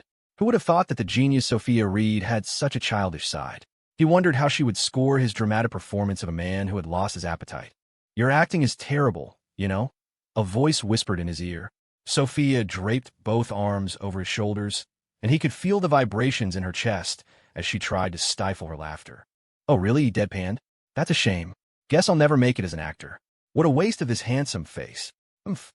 This face is for my eyes only. I won't have other girls drooling over you. As she said it, Sophia thought of that girl, Jessica Vance. She'd already had Jessica's entire history dug up, including the 8 boyfriends she'd had and the countless others she'd flirted with. What a piece of work, Sophia thought. As if to stake her claim, or perhaps just to be playful, she ignored the empty chair next to him and plopped down right onto his lap. Alex picked up a perfectly marbled slice of pork belly and held it to her lips. She obediently opened her mouth and ate it. After swallowing, she opened her mouth again, waiting to be fed. Ah, one loved to feed, the other loved to be fed. For Alex, it was a beautiful sign of things to come. Fattening Sophia up, he thought, was a goal now well within his reach. You have two options. The voice was arrogant, dripping with condescension. 1. You buy me a new pair of shoes. They're not that expensive, just $2,500. The boy, who radiated a don't mess with me aura, paused for effect. 2. You get on your knees, right here in front of everyone, and you clean my shoe with your face. He crossed his arms. All right, you can choose now. Downstairs, outside the freshman dorms, Simon Shaw's face was pale. A crowd had formed, their gazes a mixture of pity and morbid curiosity. He was poor. It was obvious from his faded, worn-out clothes. He had clearly come to Lakeview University carrying the hopes of his entire family, dreaming of making a name for himself. But his dream hadn't even had a chance to take flight before he'd run into the wrong person. Mason Gow. In less than 2 weeks, Mason's flashy, in-your-face attitude had made him one of the most well-known figures on campus. Hey kid, my time is precious, Mason sneered. You waste it, and that's something you really can't afford. Now make your choice. Simon stared at him, his voice steady. I didn't step on your foot. What did you say? Mason scoffed. You didn't step on my foot? Then where did this shoe print come from? You should ask yourself that, Simon shot back. How would I know? All I know is it wasn't me. You say it wasn't you, and that's that? Mason said with a nasty smirk. You're the one who bumped into me. Everyone here saw it. Their eyes aren't blind. But Simon was certain he hadn't stepped on Mason's shoe. He had been lost in thought while walking back to his dorm to grab something, but he knew he'd been walking carefully. It was Mason who had suddenly appeared out of nowhere, giving him no time to react. If anything, Mason had bumped into him. But now, the guy was twisting the story, pointing at the smudge on his designer sneaker and insisting Simon had done it. God as his witness, Simon knew whether he had stepped on something or not. He might be poor, but he had his pride. He was man enough to admit his mistakes. If he had really dirted the shoe, he would have found a way to pay for a new pair. But the problem was he was being framed. Why should he let some arrogant rich kid push him around? Alex was in the library looking up research materials when he heard what was happening. He wasn't one to get involved in other people's business, but Simon was his friend. This was different. By the time he got to the scene, he could tell that Simon was just a pawn. The way Mason Gow was looking at him, it was clear this was all for his benefit. He had never even met the guy before, but the hostility was unmistakable. Mason's eyes raked over him with undisguised contempt. When his gaze landed on the $20,000 limited edition sneakers on Alex's feet, he let out a loud, deliberate snort. Damn it, Mason thought. These are the ones I wanted. I sent someone to buy them the second they dropped, but they were already sold out. Alex made a bold guess. Mason wanted to pick a fight with him, but couldn't find a good excuse. So, he targeted Simon, who he knew was friendly with Alex, to draw him out. The only question was, who the hell was this guy? This was completely random, but it didn't matter who he was. Messing with Alex was a death wish. Even if Alex was feeling generous and decided to let it slide, Sophia wouldn't. Whose territory was Seattle? It was Sophia's. This guy had picked the wrong person to challenge. Solving the problem was simple. Really, it was just $2,500. Alex had the money. He could pay it. But he felt the same way as Simon. Why should they let this jerk walk all over them? You say he stepped on your foot, Alex said, his voice calm as he faced Mason. Do you have any proof? Mason's hostility was palpable. Who are you? This is between him and me. What's it to you? Behind him, a weaselly-looking guy chimed in, puffing out his chest. Yeah, this is between my bro Mason and this kid. None of your business. Alex didn't get angry. He just looked at the lackey and asked coolly. And you are? I'm my bro Mason's friend, the guy announced proudly, as if it were a title of great honor. Meeting Alex's half-smiling gaze, he suddenly realized he'd walked right into a trap. Simon tugged on Alex's sleeve. Alex, this is my problem. You don't have to get involved. Alex sighed internally. Oh, Simon, you naive soul. Can't you see this guy isn't after you? I'm his real target. Fine, Mason said, turning his attention fully to Alex. You want to get involved? He stuck his foot out, the shoe print clearly visible. Then you can pay for his mistake. It's not much, just $2,500. Alex looked down at the shoe, then said thoughtfully, Are you sure the print on your shoe was made by my friend? Of course I'm sure. He's the only one who bumped into me. Who else could have been? Mason said, his voice full of self-righteous indignation. Alex turned to Simon. Simon, could you take off your shoe for a second? It was like a light bulb went on in Simon's head. Of course, why didn't I think of that? In his panic to clear his name, he'd completely forgotten the most obvious piece of evidence. He immediately took off his shoe in front of everyone and held it up, sole facing out. He only ever walked between the campus and the Starbrite market. The sole wasn't spotless, but there was absolutely no mud or grime on it. It was a testament to his habits. He might be poor, but he had been raised to be clean and tidy. Even if his clothes were worn, he always made sure he was presentable. His shoes were freshly washed, the soles clean. Then, Alex produced a crisp, white sheet of A4 paper from somewhere and placed it on the ground. Simon understood immediately. He lifted his other foot, the one still wearing a shoe, and stepped onto the paper. When he moved his foot away, the crowd could see that the paper was marked only by a few specks of dust, so tiny you had to squint to see them. All eyes turned back to Mason's shoe. Mason's sneaker wasn't nearly as white as the paper. Even if Simon had stepped on it, there was no way he could have left such a dark, dirty mark. The answer was clear. Mason was dumbfounded. He never expected things to veer so far off his script. Alex smiled at him. So this was some big-shot rich kid? He seemed more like a moron. See, my friend? My friend's shoes are clean. The print on your shoe couldn't possibly be from him. Mason was speechless. As far as the onlookers were concerned, with Simon's name cleared, the matter should have been over. But Alex had no intention of letting it end there. Seeing Mason mumble an excuse and try to slip away, he called out, "Excuse me, classmate. Please wait a moment." Mason froze, confused. "While this may have been a misunderstanding," Alex said, his voice carrying to the whole crowd, "you did falsely accuse my friend. Don't you think you owe him an apology before you leave?" Mason's face darkened instantly. Alex ignored it. "You think I'm afraid of you? Please. That would be an embarrassment to Sophie." "Alex, maybe we should just let it go," Simon whispered, looking uneasy. But deep down, he didn't want to let it go either. This arrogant rich kid had gone too far. Simon had no idea how he had offended him, but even a poor man has his dignity. He only suggested dropping it because he didn't want to drag Alex, an innocent party, into his mess. If Alex could read minds, he would have sighed. "Buddy, you're the one who got innocently dragged into this." Mason shot Alex a cold, ambiguous smirk. Failing to frame Simon had already cost him face. Now, being asked to apologize to a country bumpkin was like being slapped in front of everyone. The word apologize wasn't in Mason Gao's dictionary. He cast a dismissive glance at Alex. "Everything happens for a reason. If he hadn't bumped into me, why would I have thought he stepped on my shoe?" His lackey quickly chimed in. "Exactly. It's his fault for not watching where he was going. When you get down to it, it's still on him." Mason's eyes fell to the sheet of paper on the ground. "You think one measly piece of paper proves he's innocent? What if only one of his shoes was dirty, and he just happened to step squarely on my shoe with that one?" Simon's chest heaved with anger. "I'll say it again," he seethed. "I did not step on your foot." TSK. Mason clicked his tongue. "Look at you getting all worked up. If you didn't do it, why are you so defensive? Guilty conscience much? You had to hand it to him." Mason was a master at twisting facts and making trouble. Alex patted Simon's shoulder, signaling him to calm down. Then, he turned to Mason, completely composed.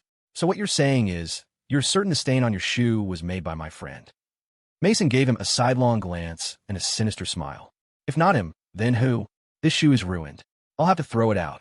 And while I'm not short on cash, I'm not an idiot either. He has to compensate me for my financial loss." Alex nodded in agreement. "You're right. Nobody's money grows on trees. You should be compensated." Mason was taken aback. Why was this kid suddenly on his side? He didn't dwell on it, though.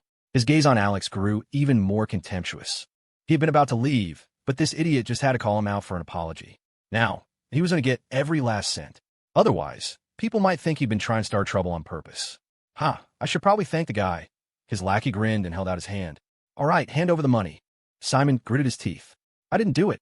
I'm not paying." "Exactly," Alex added. "Whoever did it should pay. The situation now is, you claim my friend dirted your shoe, but my friend insists he didn't. You have no direct evidence to prove he's the culprit." Mason cut him off.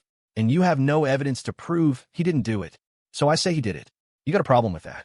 Alex feigned a look of confusion. Mason couldn't help but feel smug. With my brilliant mind, I've successfully cornered this little smartass." Alex sighed as if giving in.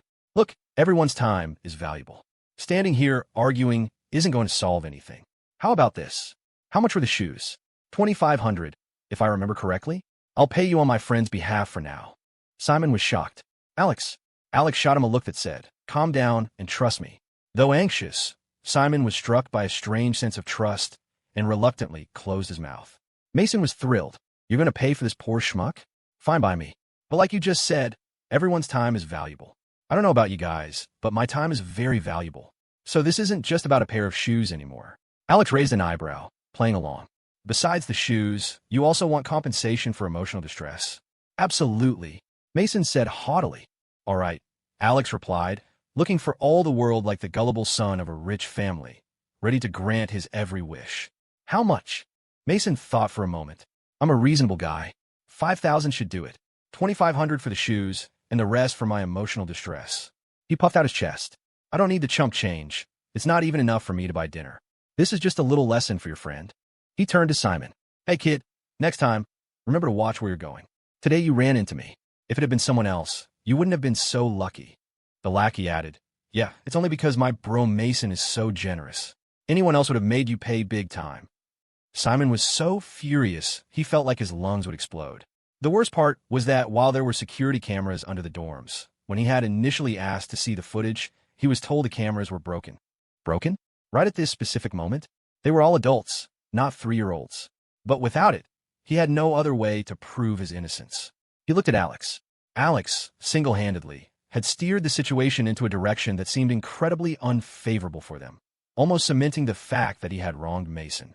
And yet, strangely, Simon wasn't panicking at all. He noticed that Alex was almost unnaturally calm. Even though things looked bad, he had a feeling that Alex had everything under control. He decided to wait and see what would happen. They had only known each other for a few days, but he felt that Alex wouldn't betray him. He trusted him. So he watched as Mason smugly pulled up a QR code on his phone, and Alex took out his own phone to scan and pay. Payment of $5,000 received. After the notification sounded, Mason turned to leave like he owned the place, only to be stopped by Alex once again. Hold on, classmate. We're not done yet. According to the law, the burden of proof lies with the accuser. That means if you want compensation, you're the one who needs to provide concrete evidence. Alex's tone shifted. However, I am more concerned with my friend's innocence. Since we clearly have different opinions on the matter, I think it's time to let the professionals handle it. Hearing this, a nerve in Mason's body twitched violently. Then Alex delivered the final line, his voice calm and steady. I've called campus security. You called security over something this stupid? Mason blurted out, a flicker of panic in his eyes. While Mason was still processing his shock, his lackey blurted out, Are you for real? You can't handle a little heat, so you call security? A little heat. Are you serious? Alex retorted. This is about my friend's reputation and finding out the truth about a damaged shoe. The amount involved is $5,000. This is a serious issue, not a game. I suggest you start treating it like one. He glanced around at the crowd before his tone sharpened. Right now, I'd like to know if there's a better way to resolve this than involving security. But you already paid. It's over. Not exactly.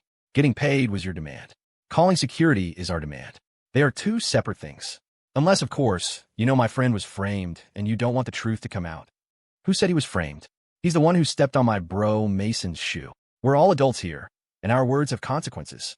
Did you see it with your own eyes? The lackey's eyes darted around nervously until they met Mason's stormy expression. He immediately puffed out his chest. Yes, I saw it with my own eyes. I am 100% sure it was him. Mason's got my back, he thought. What's there to be afraid of? Alex just smiled, a knowing look in his eyes, and said nothing more.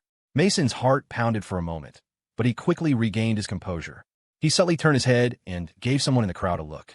That person quickly slipped away. Whether the dorm security cameras are broken or not is up to me to decide.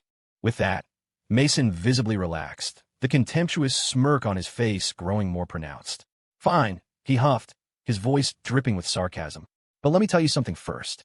My time is valuable. More valuable than gold. He locked eyes with Alex. Of course, maybe you don't care about money.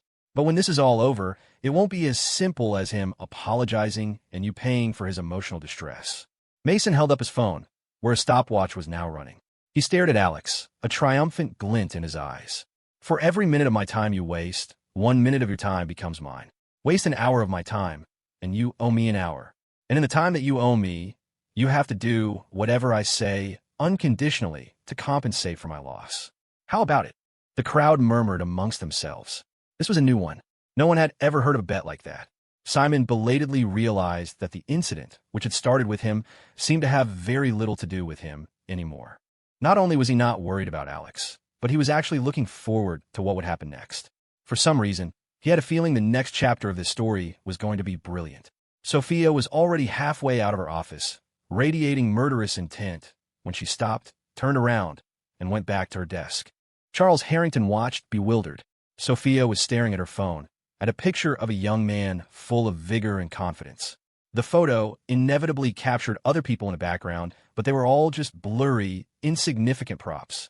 She zoomed in, catching the playful, knowing curve of Alex's lips. It was a hint of mischief that she found incredibly endearing. "He looks like he's having fun," she murmured to herself.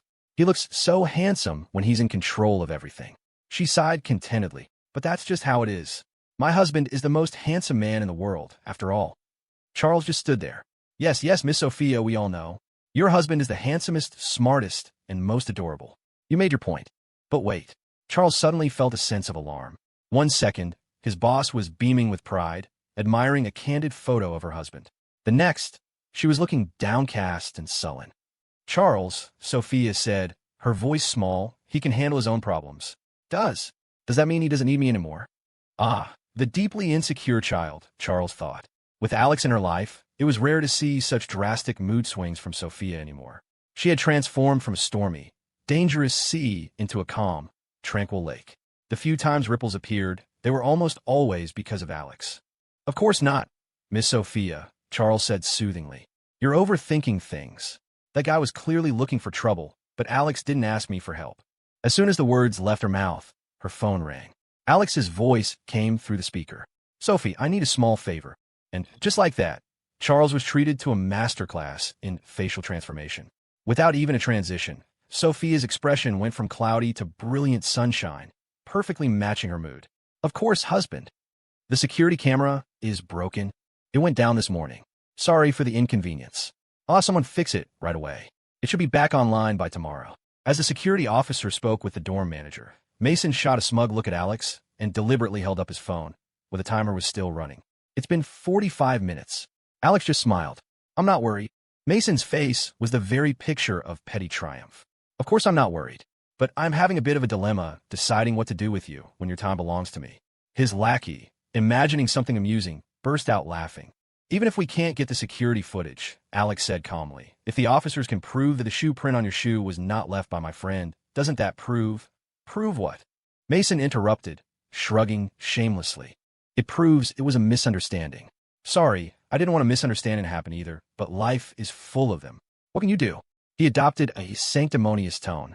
"We're all fellow students here. I don't want to falsely accuse anyone. But what choice did I have when he bumped into me? As far as I'm concerned, he's still the prime suspect." He then feigned shock. "You don't think I'd deliberately frame him just to extort a few bucks from him, do you? What a joke. Go and ask around who I, Mason Gao, am. I'm telling you, you better take back that horrible thought. That slander." Alex shot a withering look at the lackey, who was even more shameless. "My eyesight isn't great. It's normal for me to make a mistake sometimes, right?" Alex chuckled. "Right? So now that the authorities are involved, making stuff up won't work, so you've resorted to playing dumb. Good thing I never expected people like you to have any integrity." His phone buzzed a few times. He had received several video files. Among them was the footage from a supposedly broken camera under the dorm, capturing the entire incident between Mason and Simon.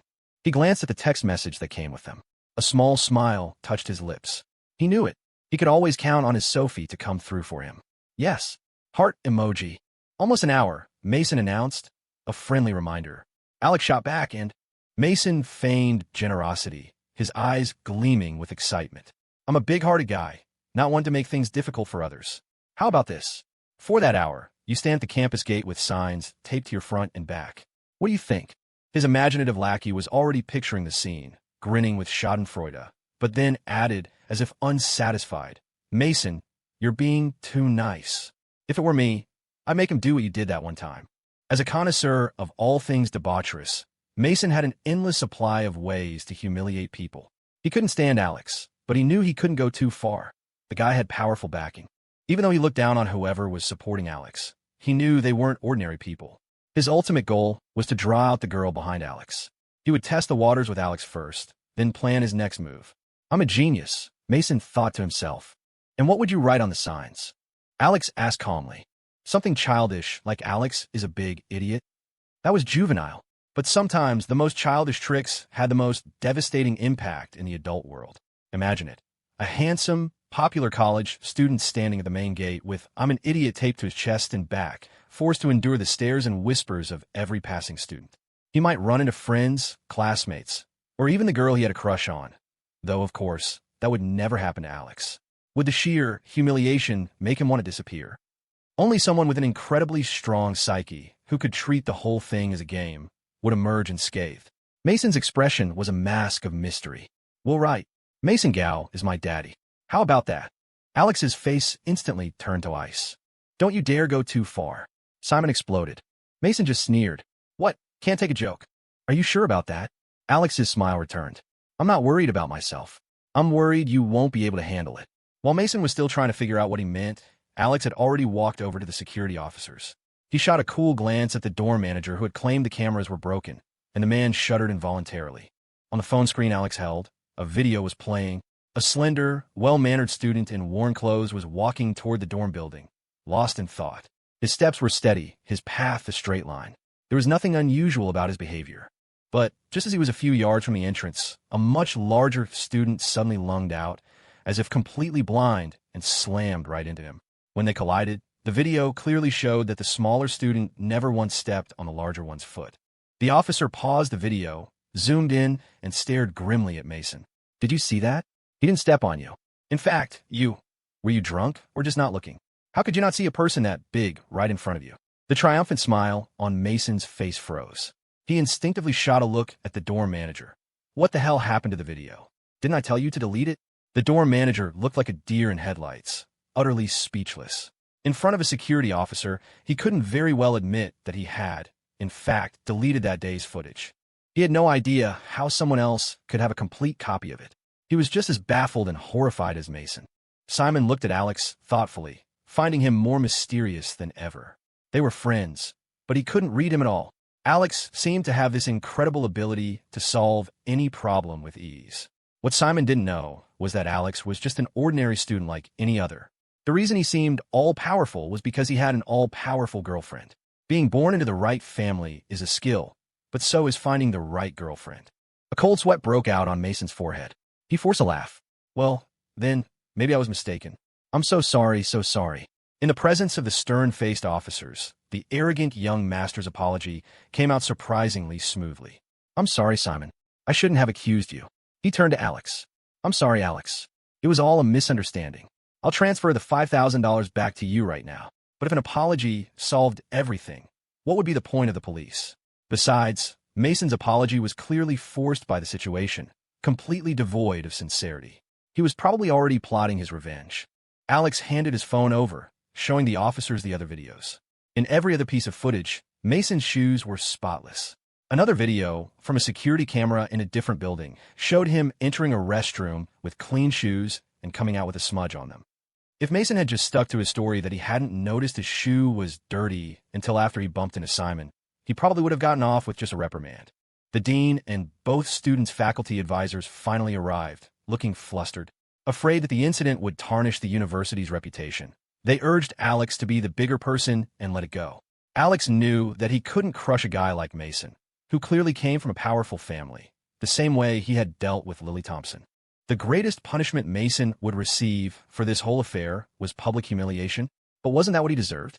Even though Alex was certain his fiercely protective girlfriend wouldn't let Mason off easy, the guy had brought this all on himself. Now the university wanted to sweep it under the rug, and Alex was not having it. You want me to de-escalate this? Make a big deal into a small one, and a small one into nothing? Fine. The dean and the other peacemakers breathed a sigh of relief. But I have one condition. Alex turned to the stunned and anxious Mason and smiled faintly. Jake Ramirez, who was struggling to stay awake in class, received a text. It was from his best friend. He had a look. This didn't count as slacking off.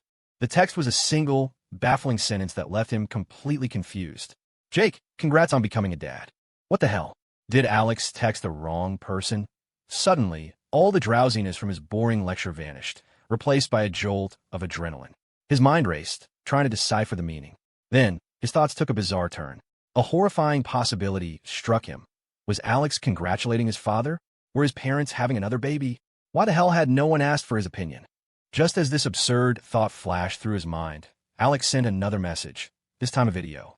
And Jake, with a sigh of relief, finally remembered that Alex was too polite to call his dad by his first name. He clicked on the video, still confused. In silent mode, he saw a well-dressed guy standing in front of what looked like a dorm building, a grim expression on his face. Hanging from his neck was a large cardboard sign with a few words written on it in big, bold letters. "I am the son of Captain Cuddles." Jake snorted, spraying a fine mist across the desk in front of him. Captain Cuddles. That was his new screen name. Jake's sudden outburst made him the instant center of attention in the lecture hall. Everyone stared at him as if he were an idiot. He tried to cover it up with a series of coughs, but in a bizarre twist, the coughing triggered a real fit. He hacked and wheezed, unable to stop, his face turning beet red as he gasped for air. 10 minutes later, he was lying in the campus clinic, phone in hand, his thirst for knowledge now fully focused on his text messages. "Alex, when did I have a son this old? Why didn't I know about it?" Alex's reply was quick. "I adopted him for you. What do you think? I'm a good brother, right?" Jake was speechless. "So I'm supposed to thank you. Why didn't you adopt him yourself? This moron?" Sophie would never approve. "Oh, right." For Jake, Sophia's word was law. No further explanation needed. "Are you guys at Lakeview always this wild?" Jake suddenly hated himself for not studying harder. Lakeview seemed way more interesting than the boring, stuffy image he'd had of it. It seemed like every day there would be an adventure. Back at Lakeview, Mason Gow was in a state of utter despair. He had been thoroughly and completely defeated. He accepted his loss, figuring he could just throw money at the problem until it went away. He certainly had enough of it. The problem was, Alex didn't need money. And that peasant, Simon, said he would follow Alex's lead on everything. No matter how much the university officials tried to persuade him, Alex stubbornly insisted on an eye for an eye. Mason would rather die than let that punk see him humiliated. That's what everyone thought anyway. The very idea of the punishment was enough to make anyone cringe. An ordinary person couldn't accept it, let alone a powerful figure like Mason, who was used to getting his way. But then, following a tip from Sophia, Alex said just one sentence that hit Mason like a lightning bolt. He stared at Alex, his eyes wide with an indescribable shock, and then, to the astonishment of everyone present, he agreed. Back at the Reed estate, Alex was lounging comfortably on the sofa, his head resting in Sophia's lap. "Sophie, how did you know his weak spot?" Everyone who had been there was probably dying to know what he had said to Mason to make him cave. The truth was, he hadn't said much at all. Guided by Sophia from afar, he had simply asked Mason nonchalantly, "Mr. Gow, you wouldn't want all those indiscretions of yours to become public knowledge, would you?" And Mason panicked. He would rather be publicly humiliated in front of the entire student body of Lakeview University than have his secrets exposed. Alex wasn't particularly interested in what kind of trouble the rich brat had gotten into. He was simply amazed by Sophia's seemingly omniscient abilities. Sophia looked down, her slender fingers playfully twirling strands of his short hair. She loved her husband, and by extension, she loved every single hair on his head. Each one was perfect in her eyes. At his question, she pursed her lips to suppress a smile. She leaned down, her eyes curving into crescents. "Husband, tell me the truth. In your eyes, am I all-knowing and all-powerful? Isn't that what you are?" Alex replied, as if it were the most obvious thing in the world. Sophia was delighted. "You really think so?" "Of course," Alex said, mimicking the way she often praised him. "My Sophie is the smartest, most amazing girl in the entire world." She savored the compliment. As a reward for her sweet-talking husband, she leaned down and kissed his forehead. "Actually," she confessed, "I'm not as amazing as you think. I don't actually know what kind of trouble he got into." Alex was surprised. "You don't. I just told you to bluff him," Sophia explained. "He has a guilty conscience, so he showed his hand immediately. It made him easy to control." Alex was speechless. Mason Gow, the third son of the Titan development chairman, Charles Harrington, recited from a file, his tone formal. "He enjoys a life of leisure, has never scored above a 30 on any exam, a typical playboy. The number of girlfriends he's had is estimated to be over 100. Alex sat up from the sofa. Even though he knew Sophia wasn't as fragile as she looked, he still found himself being instinctively careful with her, worried that his head had been in her lap for too long. "Wait, Charles," Alex interrupted. "I don't get it. If his grades are that bad, how did he get into Lakeview?" Lakeview was a top-tier university, after all. Charles gave him a look that said, "Mr. Turner, how can you be so naive? Titan Development donated a new building to Lakeview last year." Alex was silent. All right, he had nothing more to say, except maybe to sigh and admit that it must be nice to be rich, even though he himself was now wealthy enough to donate a building if he felt like it. Mason was the youngest son, the baby of the family, and had been spoiled since birth. He had been studying abroad before this, or rather, partying abroad. He had suddenly returned to the country earlier this year, and had been lying low at home for 6 months. Then, Titan donated the building, and Lakeview made an exception and admitted him. Sophia's sharp intuition led her to deduce from those 6 months of lying low that Mason must have caused some serious trouble. His family had no choice but to bring him back where they could keep an eye on him. And, compared to the other side of the world, Seattle was practically under their noses. Sophia's calculations were flawless. Her tone was casual but firm. "Charles, notify our people. Cancel Titan Development's eligibility for partnership with Harlan Corp." Charles bowed and left to carry out her orders. Sophia turned to Alex with a serious expression. "Husband, how would you like that Mason gal to die?" Alex sighed dramatically. "Oh no, it's just as I feared. Mason has officially been added to Sophia's blacklist." Hey. But there was one thing Sophia couldn't figure out.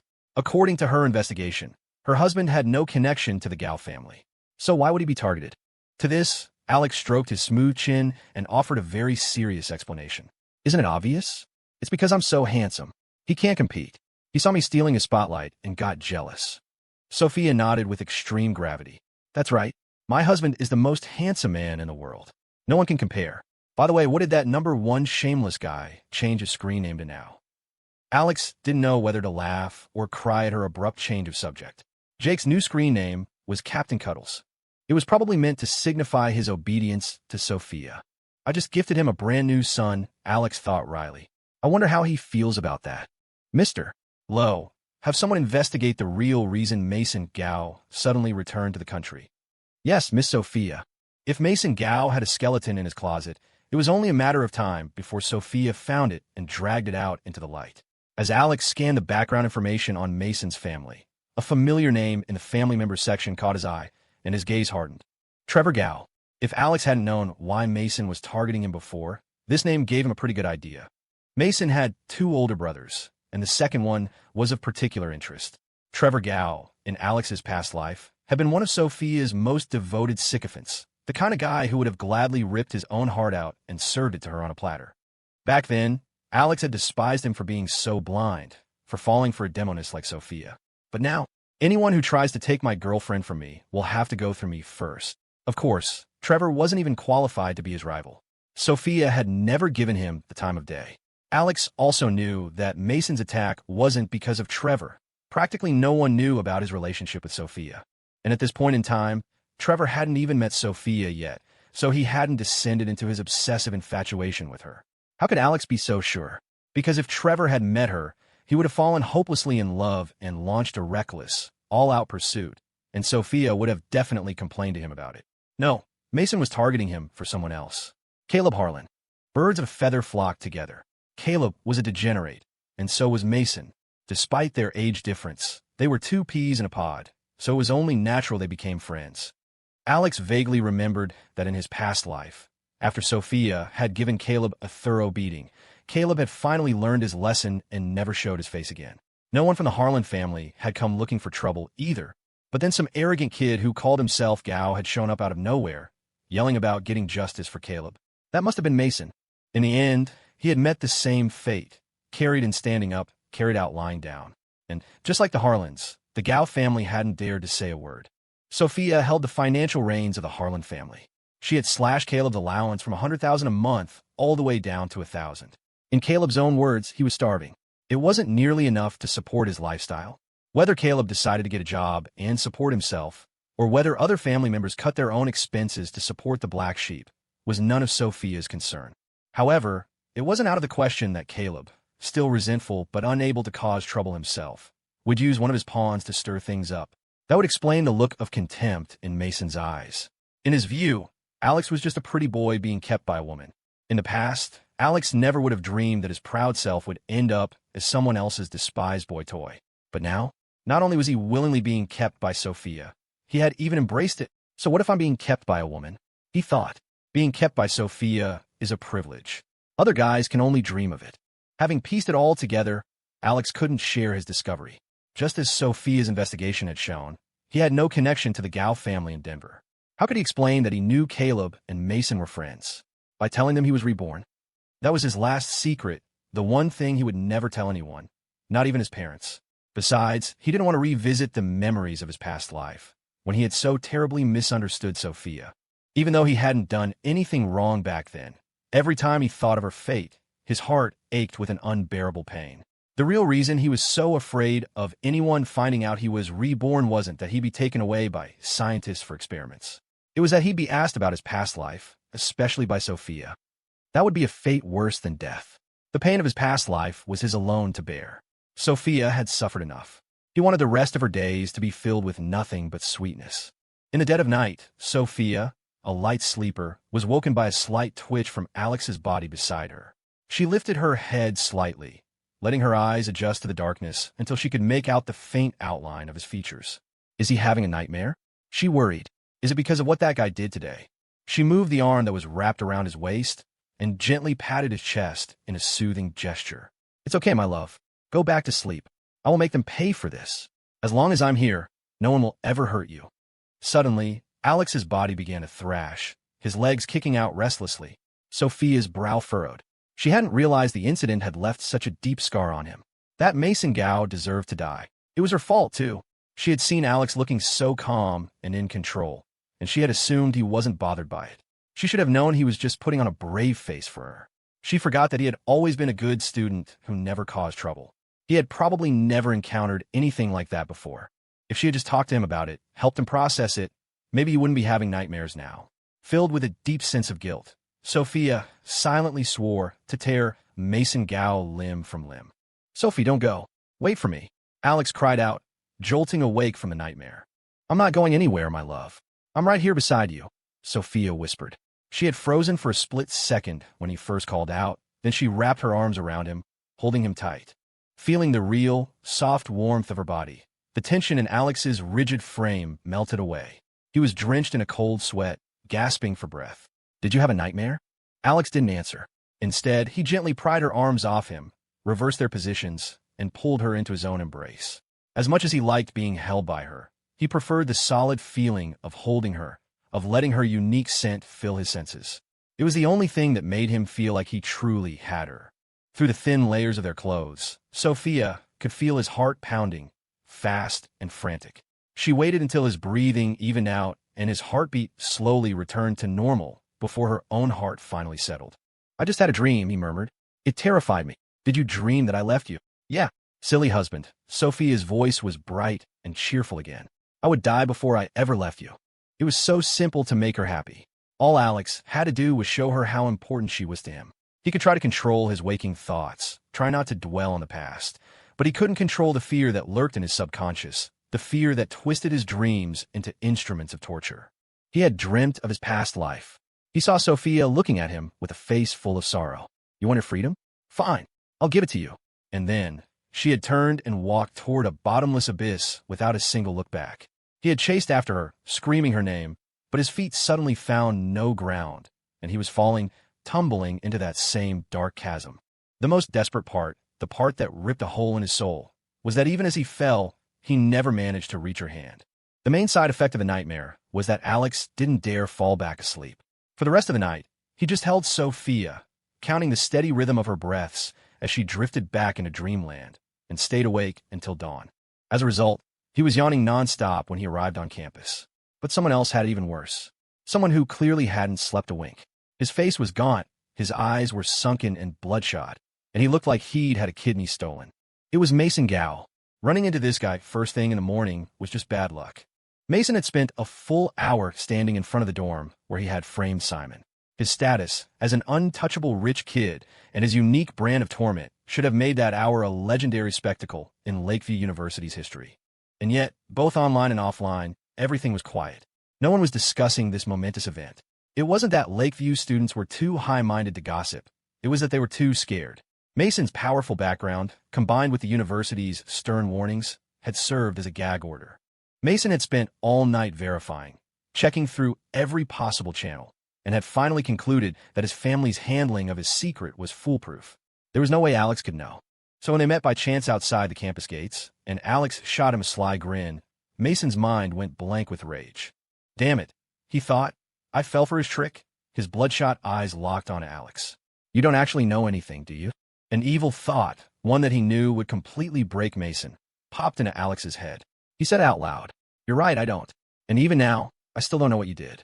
but I do know that you definitely did something you're ashamed of. And that's enough, isn't it? Mason's face turned ashen, and his teeth ground together so hard they audibly clicked. He lost control and lunged forward, only to be held back by his ever-loyal lackey. Mason, Mason, the lackey cried, nearly in tears. You have to calm down. Can't you see this Alex kid is cunning as a fox? He thought desperately. It's obvious you're no match for him. Besides, why are you even bothering with this guy instead of enjoying your life? Alex casually walked past them and into the campus. Mason, furious, spun around and kicked his lackey hard in the rear. The poor guy hadn't done anything wrong, but Mason needed an outlet for his frustration, and the lackey's backside was honored with the task. Little did he know, if his lackey hadn't held him back, and if he had actually laid a hand on Alex, his fate would have been truly miserable. 20 feet away, inside a parked sedan, a bodyguard with a grim expression was watching the scene unfold. The moment things looked like they might escalate, he would have jumped out and subdued Mason. The third son of Titan Development, to the men tasked with protecting Alex Turner, there were only two kinds of people in the world: those who messed with Mr. Turner and needed to be dealt with, and those who were suspected of having ill intentions toward Mr. Turner and needed to be closely monitored. The bodyguard opened the car door, got out, and followed Alex into the campus. He looked relaxed, but his eyes never left Alex for a second. He wasn't wearing a suit or sunglasses, just a simple blue shirt, dark jeans, and a pair of glasses that gave him a scholarly air. He looked frail, like any other student. No one would have ever connected him with a formidable bodyguard. Alex was exasperated. The scene might look calm, but that didn't mean there weren't dangerous currents underneath. After yesterday's incident, the word low-key was no longer in his vocabulary. As he walked, he felt like he was on a runway. No matter where he went, a spotlight seemed to follow him, along with stares from every direction. When he accidentally made eye contact with one burly-looking student, the guy literally flinched and quickly looked away, as if another glance would bring him bad luck. Alex was speechless. Something about this felt wrong. A guy like Mason, who openly threw his weight around, was a classic bully. By teaching him a lesson, Alex, who had stood up for the innocent and weak, should have been seen as a hero. He didn't expect to be cheered, but he certainly didn't expect to be feared. He only found out later that Mason, as a new student, had only had time to show off his wealth, not his cruelty. He hadn't quite earned the title of bully yet. So when he and Alex clashed, and Mason was so easily defeated, everyone naturally assumed that Alex's background was even more powerful than Mason's, which led to their fear. And just like that, Alex Turner accidentally became Lakeview University's new top dog. When he walked into the noisy classroom, it instantly fell silent. The only person who dared to greet him was Simon Shaw, the very person who was usually ignored by everyone else. Simon smiled and waved at him. Alex walked over and sat in the empty seat beside him. Alex, you've got some serious dark circles. Didn't you sleep well last night? Yeah. In contrast, Simon looked refreshed and full of energy, but he said, I didn't sleep well either. Sorry, Simon, Alex said apologetically. You got dragged into this because of me, so that guy really was after you. Simon didn't seem too surprised. He had suspected as much yesterday. I have a question that's been bothering me all night. Alex thought he was going to ask about his history with Mason, but instead, Simon scratched his head and asked sheepishly, Who is Captain Cuddles? Alex couldn't help but laugh. He's my childhood friend. It's your boss's son, Jake Ramirez. Oh, Simon said, a grin spreading across his face. He thought of his kind-hearted boss and his sharp-tongued but soft-hearted wife, and he felt a deep sense of envy for the Captain Cuddles he had never met. He had parents, and he had a friend like Alex who he grew up with. Every part of that was something to be envious of. Cancel the partnership with the Gao family? On paper, the Harlan family business was still run by Victor Harlan, who was supposedly abroad, while Ethan Harlan managed domestic affairs. This was the face-saving arrangement Sophia had promised their grandfather. When Ethan received a call from the Gao family, he was completely blindsided. He had known nothing about it. Sophia, the true president, had absolute control over Harlan Corp. She could issue any order without going through the senior management. The executive assistant from a president's office relayed the message mechanically. Ms. Reed's position is that Titan Development lacks the necessary experience in this type of project and would slow our company down. We can select another partner from the other interested companies. Ethan Harlan steepled his fingers under his chin, his brow furrowed. After more than a year, Harlan Corp and Titan Development were set to collaborate again. Both sides had taken it very seriously, especially Titan, which had done a massive amount of prep work. For Sophia, to suddenly pull the plug couldn't have been a random whim. As strange as Sophia's personality was, she was reliable when it came to major decisions. As long as you stayed out of her way, she was generally even-tempered and an excellent leader. Her emotions had only started to become unpredictable after that boy, Alex Turner, had shown up. Ethan wasn't sure if having someone who could so easily influence Sophia was a good thing or a bad thing.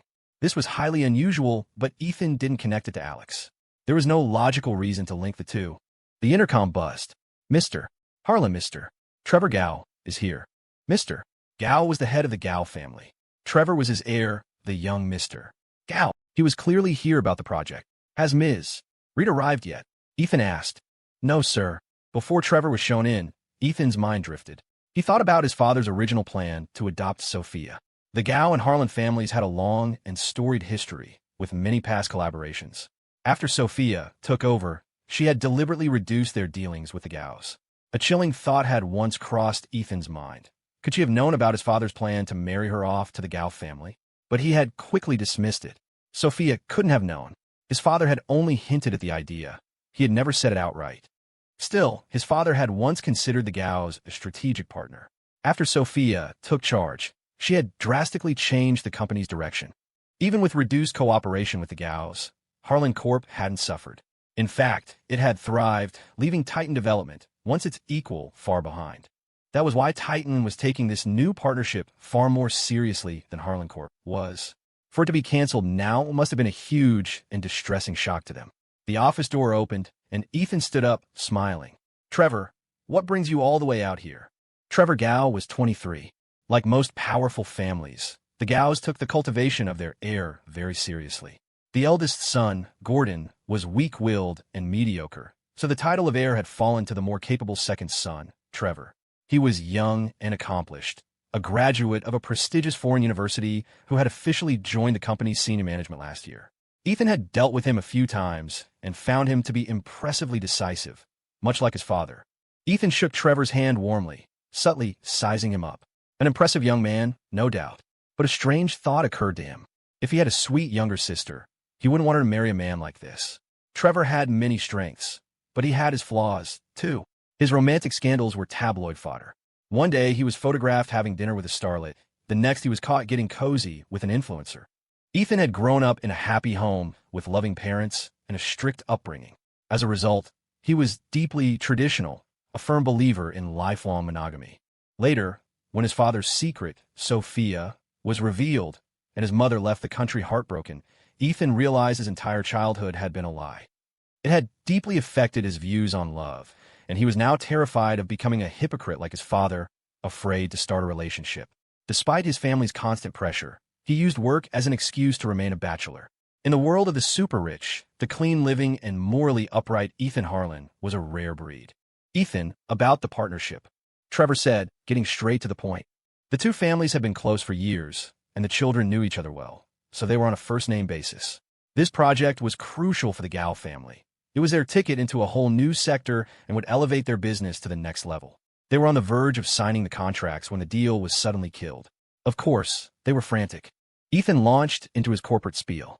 As a seasoned businessman, he could effortlessly spin a plausible, vague excuse to placate Trevor. Besides, Trevor had come all the way from Denver. As the host, it was his duty to be hospitable.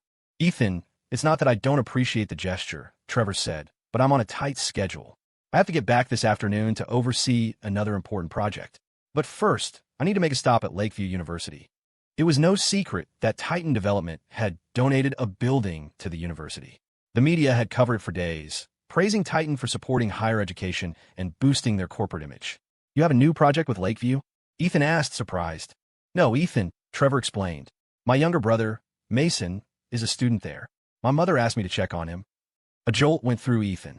The pieces of the puzzle, the mystery with no apparent cause, suddenly snapped into place. Mason Gao was at Lakeview, and Sophia's boyfriend, Alex Turner, was also at Lakeview. Ethan was stunned, but he kept his voice casual. Mason's in Seattle? Why didn't you let us know? We could have looked out for him. After a few more minutes of small talk, Ethan walked Trevor to the door, a broad smile on his face. The second the door closed, the smile vanished, and he sank into deep thought. Okay, I think I found the root of the problem. The connection to Alex Turner made a strange kind of sense. Ethan rubbed his temples, a headache forming. Mr. Harlan, his assistant reported. Yesterday, Mason Gao had a conflict with another freshman student. For once, the usually calm Ethan interrupted him. It wasn't with Alex Turner, was it? The assistant shook his head. No. Ethan let out a breath of relief. But the assistant continued. The other student is Alex Turner's classmate and his new friend. Ethan was speechless. The assistant then gave him a vivid account of the bizarre incident that had befallen the third young master of the Gao family. Ethan fell silent again. In his mind, he lit a candle for his young, unofficial brother-in-law. The canceled partnership was now the least of their worries. The real question was whether Mason could be saved at all.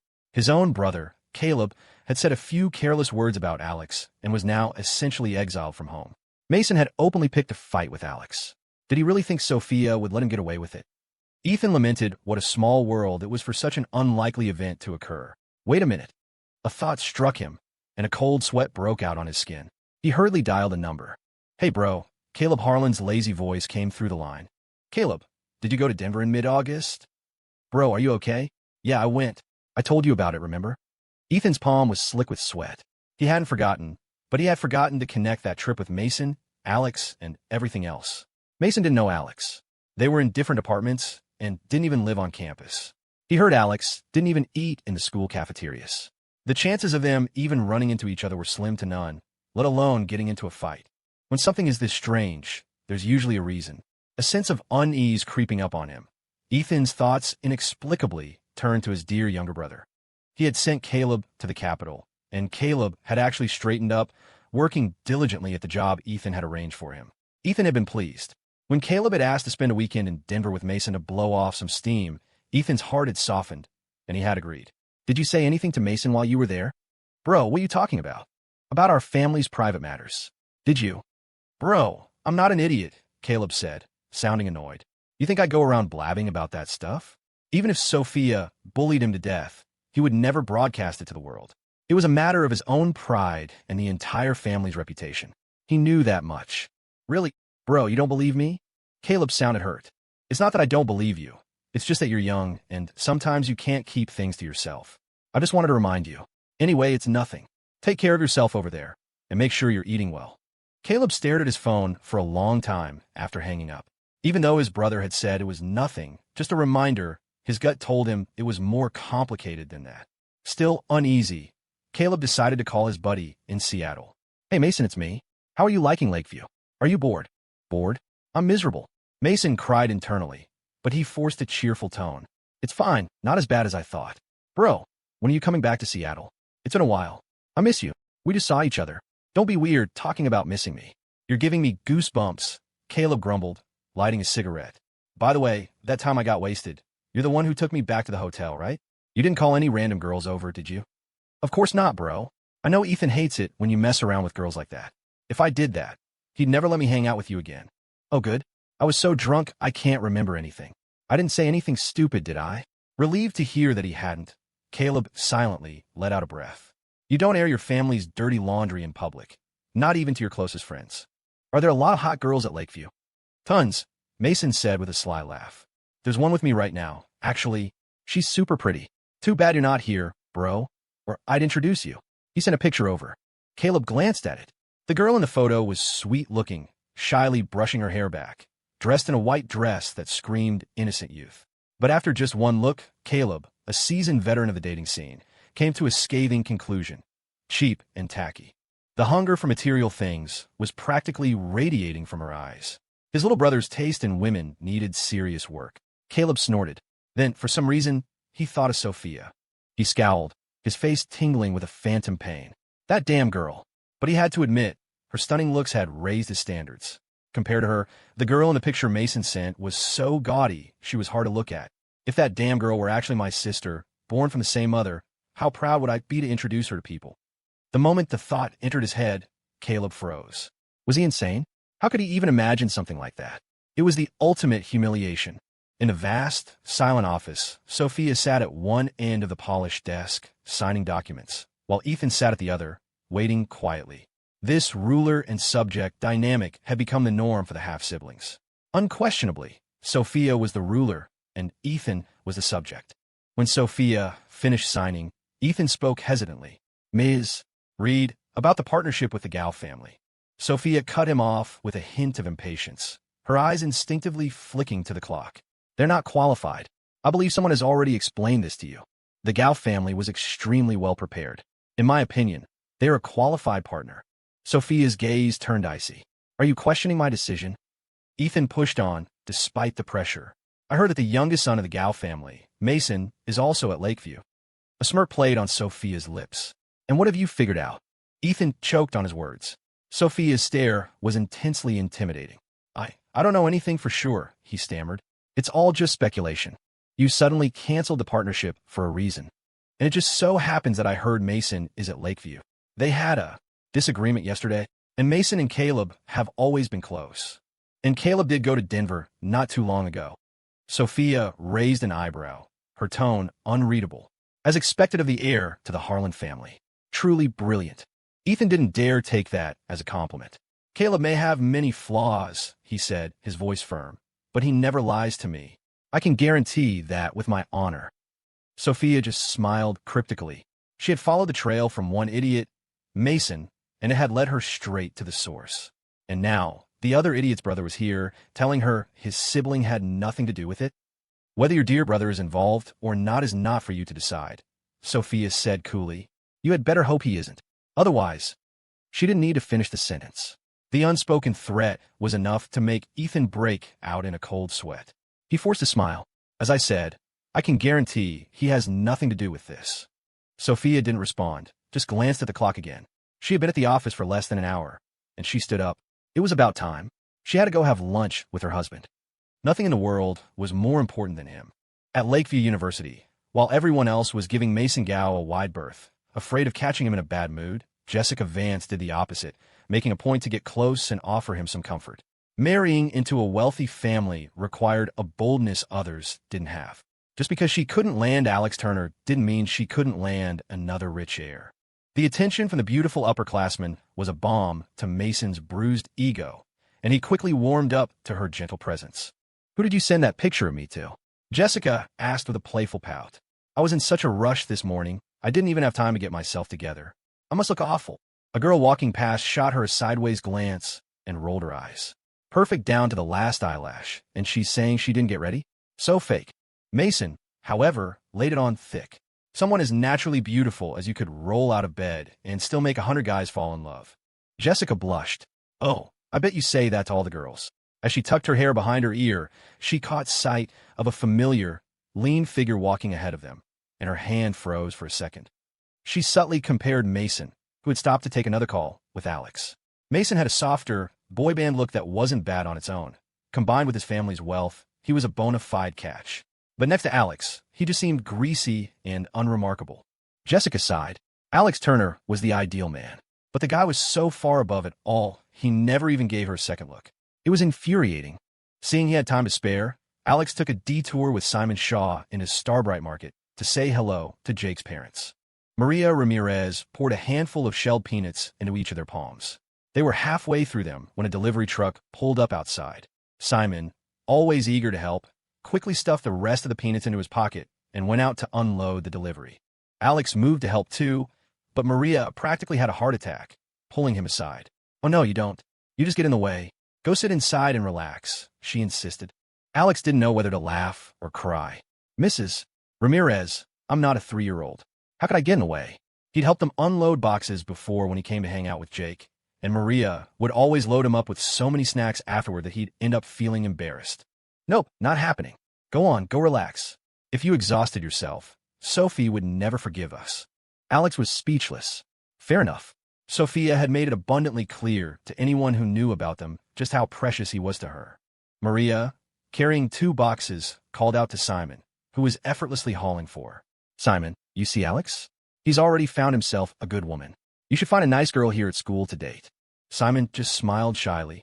Hey, don't be embarrassed. You know what, if I meet any nice girls, I'll introduce them to you. Simon's face turned red. Maria suddenly sighed.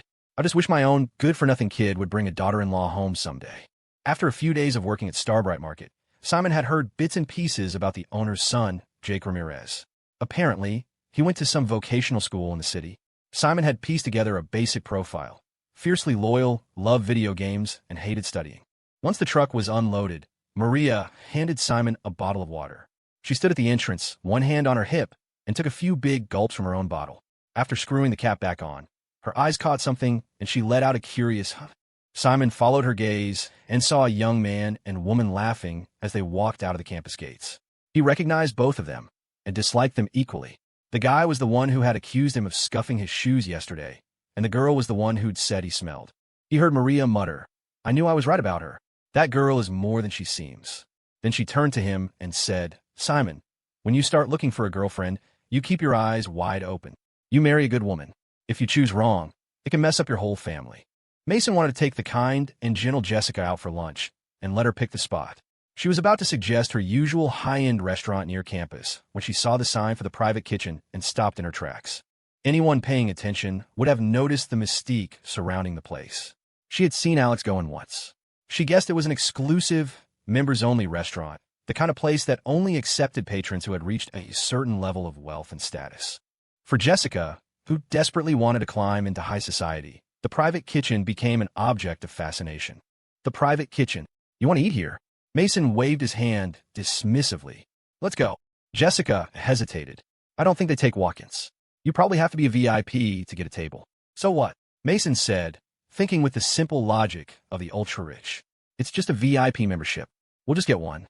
Jessica's eyes lit up with excitement. They had no idea what the private kitchen really was, but Maria, who had seen the whole exchange, did. "Well now," she said with a smirk. Of all the places to eat, those two had to pick that one. They're just asking for trouble. Simon was completely lost. He knew the place was special, but wasn't it still just a restaurant? He saw his friend Alex eat lunch there every day. Seeing his confusion, Maria smiled. "You really don't know, do you? That place is Sophie's private cafeteria for Alex. She set it up just so he'd have a convenient place to eat. It's not open to the public." Simon, whose imagination was limited by his humble background, could only manage a stunned, "Huh." It was unbelievable. A prime location like this, which could easily rent for tens of thousands a month, was being used for nothing more than making lunch for his friend. Couldn't they have opened a small restaurant, made money off other customers, and still cooked for Alex on the side? Sophia's. Simon felt like this was the second time he'd heard that name today. Alex's girlfriend. But don't you dare call her Sophie. Why not? Weren't names for calling people? At first, she only let Alex call her that. Then his parents. We only got to because of Alex.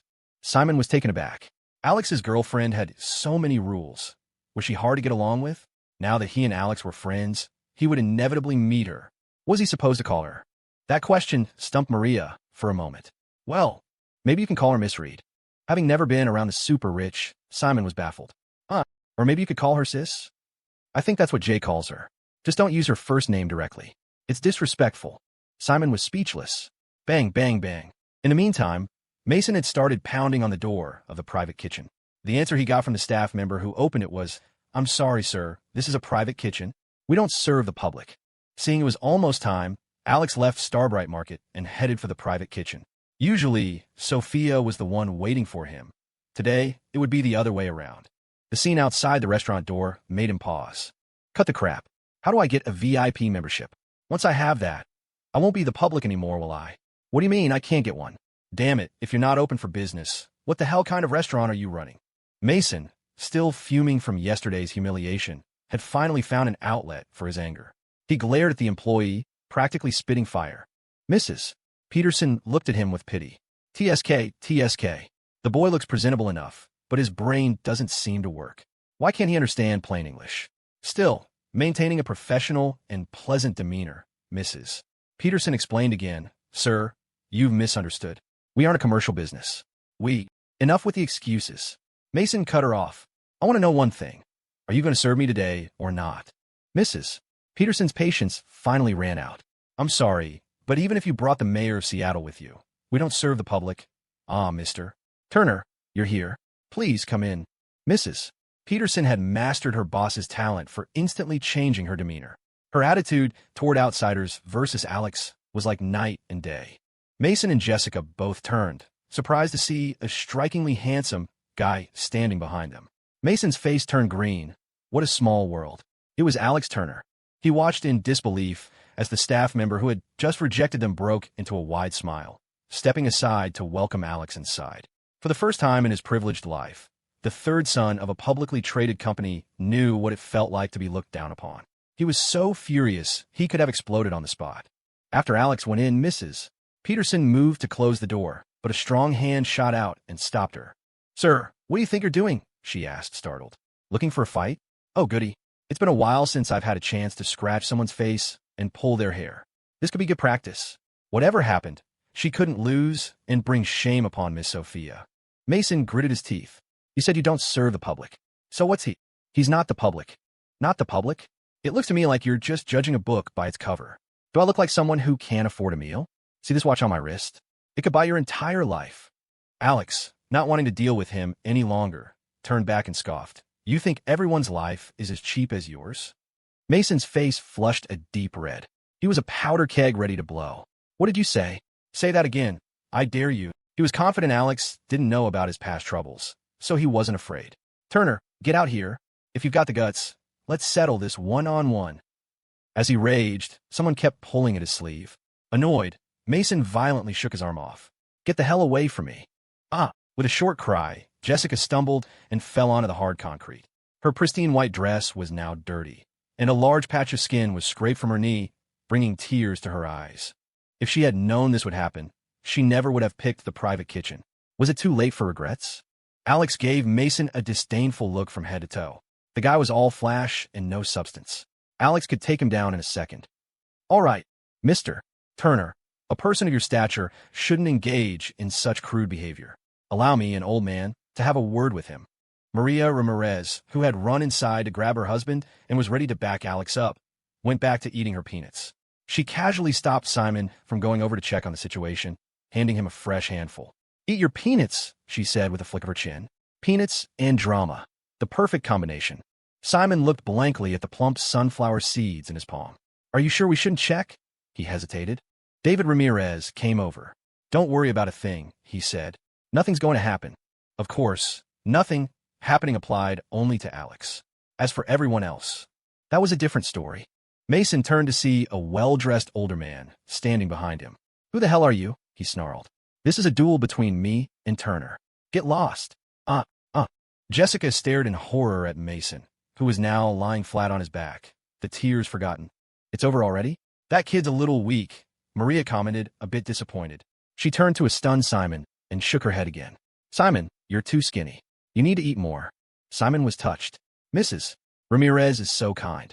She said I was too skinny because she was afraid of hurting my feelings by calling me weak."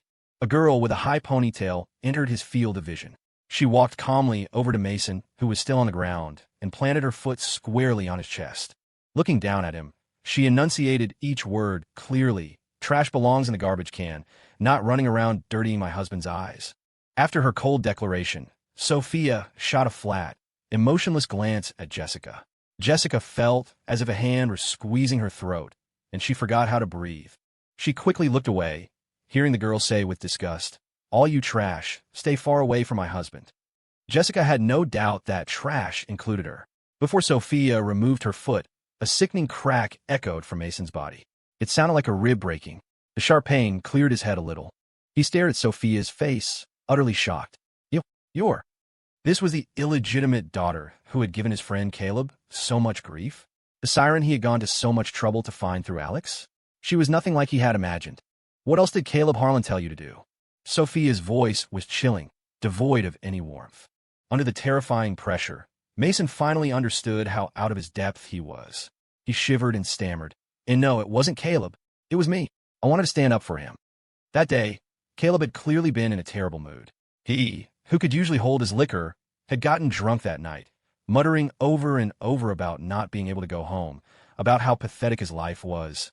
Mason had tried to ask what was wrong, but Caleb had just passed out. When Mason left the hotel, he found a folded piece of paper in his pocket. On it was a phone number with a note beside it. "If you want to know what's bothering Caleb Harlan, call me." As strange as it was, an impulse made Mason dial the number.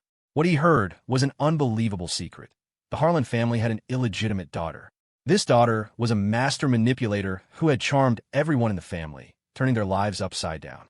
Her current goal was to push out the two legitimate sons and seize control of the entire Harlan fortune. Thinking back on Caleb's silent suffering, Mason had been enraged. He had decided to get justice for his friend. Who gave you the note? I don't know. It just appeared in my pocket. Maybe someone slipped it in when I was at the club. This was an unexpected turn. So, it wasn't Caleb Harlan pulling the strings? If Mason was telling the truth, then the whole situation was far more intriguing. Sophia and Charles Harrington exchanged a meaningful look. From that single glance, Alex sensed something unusual, and a strange sense of unease crept over him. He'd felt this kind of dread once before in his past life, the day he was released, right before Sophia found him again. His intuition told him that Mason's pathetic attempt at a challenge was just the beginning. Something unwelcome was on the horizon, something that threatened to shatter the happiness he now held. He saw the slight furrow in Sophia's brow and silently clenched his fists. No matter what happened, he would fight with everything he had to protect the life he had built. Mason didn't know who had slipped him a note. He had taken Caleb to several places that day, meeting a wide variety of people. Pinpointing the person responsible would be difficult. The only clue they had was the phone call. Was it a man or a woman? Unexpectedly, even that simple question left Mason looking blank. I don't know. I couldn't tell. It was a synthesized voice. Yeah, that's it. A mechanical voice. A cold sweat broke out on Mason's forehead. For the pampered heir, this was a completely new experience, even more jarring than being forced to stand outside the men's dorm for an hour with a sign that read, "I am the son of Captain Cuddles." This was a memory that would be seared into his brain for the rest of his life. Mason wanted to cry. Was there any humanity left in the world? Even criminals had rights. Here he was, pinned to the ground like a turtle on its back, his chest throbbing with a pain so intense he felt like he was about to die, and he was being interrogated. Sophia's expression darkened. Their only lead was a dead end. The person had used a voice changer to hide their identity. Someone that cautious would be incredibly difficult to find. Charles Harrington spoke in a low voice. "Mr. Gal, please take out your phone." Sophia removed her foot, and Mason shakily reached into his pocket. The phone was impressively durable. His body felt like it was falling apart, but the device was perfectly intact. Charles took it, found the number Mason pointed out, and dialed it. A recorded message said the number was no longer in service. Charles's heart sank. It was just as they'd suspected. All they knew was that someone was plotting against them in the shadows. Everything else was a mystery. Sophia linked her arm through Alex's and stepped into the private kitchen. "Let's go eat, husband." A vague, unsettling feeling had stolen Alex's appetite, but he didn't dare show it. Charles helped Mason to his feet and kindly brushed the dust off his clothes. "My apologies for the trouble, Mr. Gal," he said gently. "I've called an ambulance for you. It will be here shortly." As if on cue, an ambulance, siren wailing, pulled up and stopped perfectly in front of them. Paramedics got out, loaded Mason onto a stretcher, and whisked him away. Charles looked at the phone still in his hand and slapped his forehead. I'm getting old. My mind isn't what it used to be. I forgot to give his phone back." Shaking his head, he walked back into the private kitchen. There, with professional precision, he began copying every contact, call log, text message, and social media trace from Mason's phone to aid in their investigation. Outside, quiet returned, but not for everyone. Jessica Vance sat paralyzed on the ground, in utter disbelief. Had no one come to help her up? Had no one offered to take her to the hospital? She had been completely, utterly ignored by everyone. Was she not the charming, sought-after university student anymore? Tears welled in her eyes. She turned and saw the market owner and a young man next door. Just as she was about to call out for help, the woman immediately looked away and tugged on the young man's sleeve. Let's go. Time for lunch. Some business you get involved in, and some you stay far away from." Maria Ramirez had heard from her son that this girl had only gotten close to him to get to Alex Turner. Thankfully, her son was thick-skinned and oblivious. What if he had been foolish enough to think she actually liked him? The truth would have crushed him. Inside, Mrs. Peterson served lunch. Sophia acted as if nothing had happened, placing a piece of braised pork rib into Alex's bowl. Alex sat without moving. Is something about to happen? Sophia picked up a piece of fried tofu and held it to his lips. "Open up." Alex refused. "Your parents should be back soon, right?" Sophia said. "I haven't seen them in over half a month. I miss them." "Sophie," Alex said, his tone serious, "I may not be able to help much, but I have a right to know if you truly see me as family." Sophia stared at him, her expression unreadable. Alex pressed on, his voice soft but firm. "Put yourself in my shoes, Sophie. If I was hiding something from you, how would you feel?" Her expression faltered for a second before returning to its usual composure. Just as Alex thought she was going to brush him off, she spoke. "I think it's that woman." A chill ran down Alex's spine. That woman. The one who was supposed to be dead. The one who had faked her death and was still out there somewhere. Sophia's biological mother. Alex was suddenly at a loss. Sophia pulled her left hand back from the table and clenched it into a tight fist, the veins standing out against her pale skin. She offered a small, dismissive smile. She probably wants to regain her control over me. Alex was stunned. But don't you worry, husband, she added. She couldn't even control Caleb's father. What makes her think she can control me now? He had to admit, she had a point. The entire Harlan Empire was hers now. Why would she be afraid of a failed woman who couldn't even keep a man? Alex relaxed slightly and took her hand in his. Sophie, promise me, no matter what happens, you'll let me be the first to know. Okay. Sophia took his hand and pressed it to her cheek. The warmth from his palm seemed to flow into her, a steady current of strength that soothed the trembling rage in her heart and made her feel invincible. No one will ever defeat me. She smiled. Okay. Trevor Gow arrived at Lakeview University to hear the shocking news. His brother was in the hospital. He'd been taken away in an ambulance. What was even more unbelievable was that he'd been beaten. The girl in front of him was crying her eyes out. But Trevor was in no mood to be sympathetic. He was livid. Which bastard did this to my brother? Alex took the afternoon off from class to be with Sophia. If necessary, he'd take the next day off too, and the day after that, until he felt her mood had stabilized. She seemed normal, but he knew better. It was just a feeling, an intuition. Her biological mother was the person who had controlled her entire childhood. As powerful as Sophia was now, she was still human, a young woman not yet 19. In any other family, she'd still be a kid who needed her parents' care. There was no way this news hadn't shaken her. I'm really fine, husband, Sophia said, but her voice was soft and lacked conviction. No, I'm not, she thought. My mind is a mess. Only when my husband is by my side do I feel like I have the strength to face anything. Without another word, Alex guided her into the car and slid in beside her. Actually, I'm suddenly exhausted, he said with a yawn. I think I need to go home and take a nap. Is that okay? He hadn't slept well last night and was genuinely tired, but he knew if he tried to sleep now, he wouldn't be able to. Sophia wrapped her arms around his waist and quietly closed her eyes. By the time they arrived home, she hadn't moved. Alex looked down and saw that she had fallen asleep in his arms. He was surprised. Did she not sleep well last night either? It was all his fault for being so jumpy and waking her up in the middle of the night. Carefully, Alex slid one arm under her knees and lifted her into his arms. She felt as light as a cat, but to him, it was as if he were holding the entire world. A powerful sense of purpose washed over him. This girl would give him the world if she could. It was only right that he would give her his life in return. He walked into the bedroom and gently laid her on the bed. As he tried to pull his arm away to take off her shoes, her arms wrapped around his neck. A muffled, sly giggle told him he'd been tricked. She had been faking. Alex chuckled. Let go for a second so I can get your shoes. But Sophia clung to him like a child, her grip tightening as if she feared he would disappear the moment she let go. No. She buried her face in his neck, nuzzling him. Hold me, husband. Alex would give her his life. Of course, he would indulge her. He sat down and lifted her onto his lap. She settled down, her voice a small whisper. Do you love me, husband? I do, he answered without a moment's hesitation. He cleared his throat and said with a solemn air, with heaven as my witness, I, Alex Turner, swear to love only the girl named Sophia Reed for all of my lifetimes. If I speak a single word of falsehood, may I be eternally bound to her side. Sophia's heart bloomed with joy, but she playfully nitpicked. What if there are other people with the same name? Would you love them too? For a moment, Alex was speechless. Sophia feigned hurt. You hesitated. Alex was at a loss. How dare you? She feigned outrage. Why aren't you showering me with sweet words to make me happy right now? Alex blinked his eyes pitifully and held his hands out as if they were bound. Then why don't you tie me up? Keep me by your side for all eternity, so I can't go anywhere and belong only to you. Would that be enough? In his past life, that's exactly what she had done at first. One lifetime isn't enough, Sophia said, unsatisfied.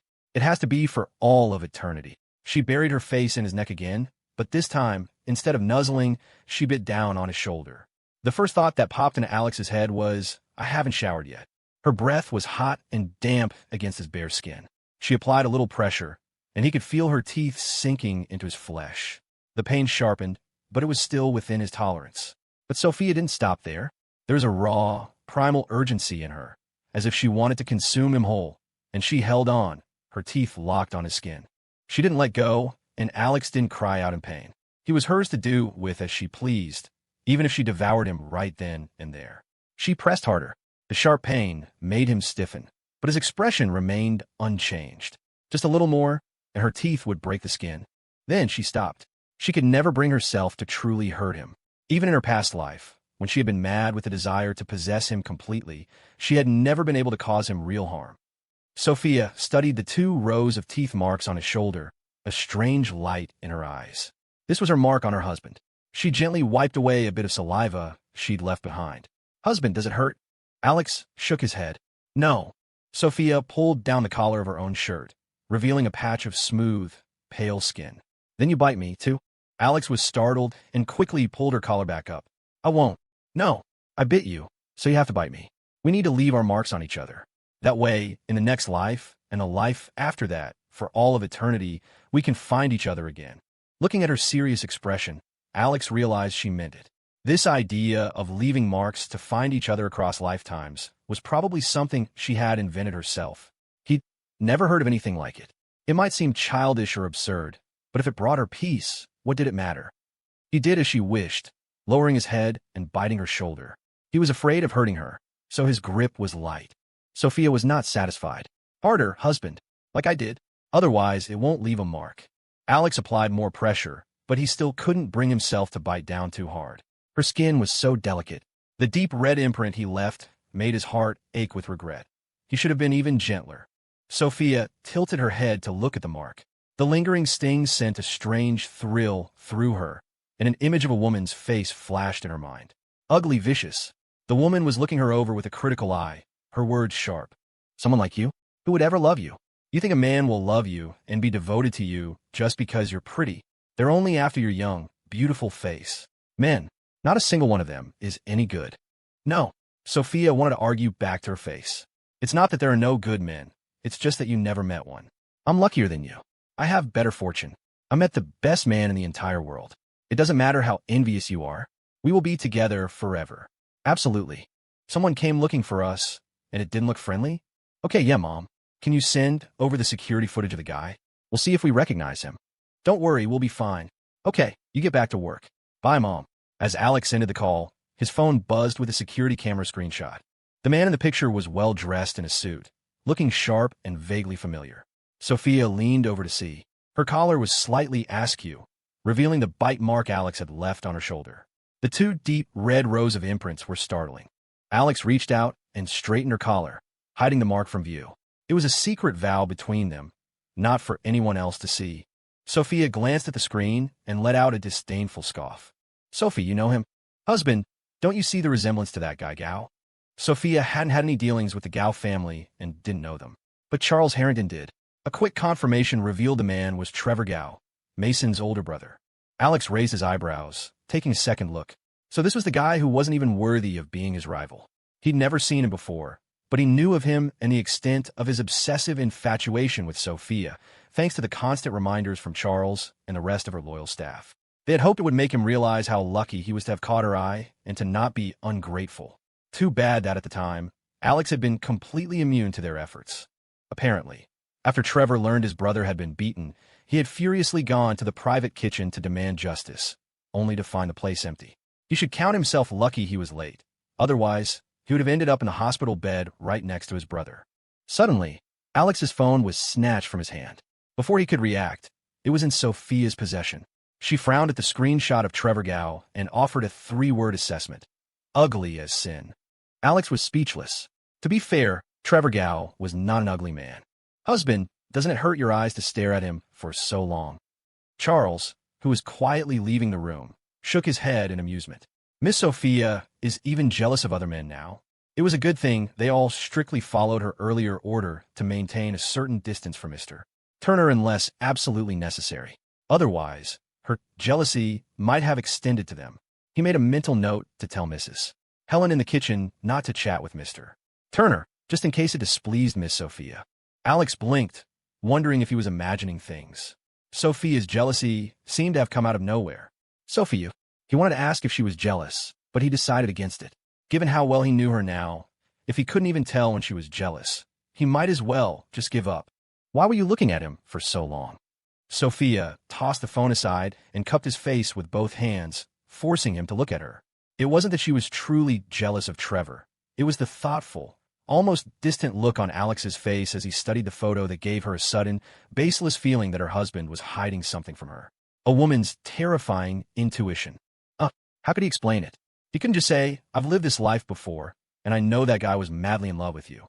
The thought of how Trevor had practically worshipped her in the past life, even though he was never a real threat, still made him uncomfortable. He just wanted to remember his face so he could inwardly mock him if he ever saw him. "I was just thinking," he improvised, "that someone as amazing as you must have a lot of great guys who like you. If, in the future, some guy was so devoted he was ready to rip his heart out for you, would you be even a little bit tempted?"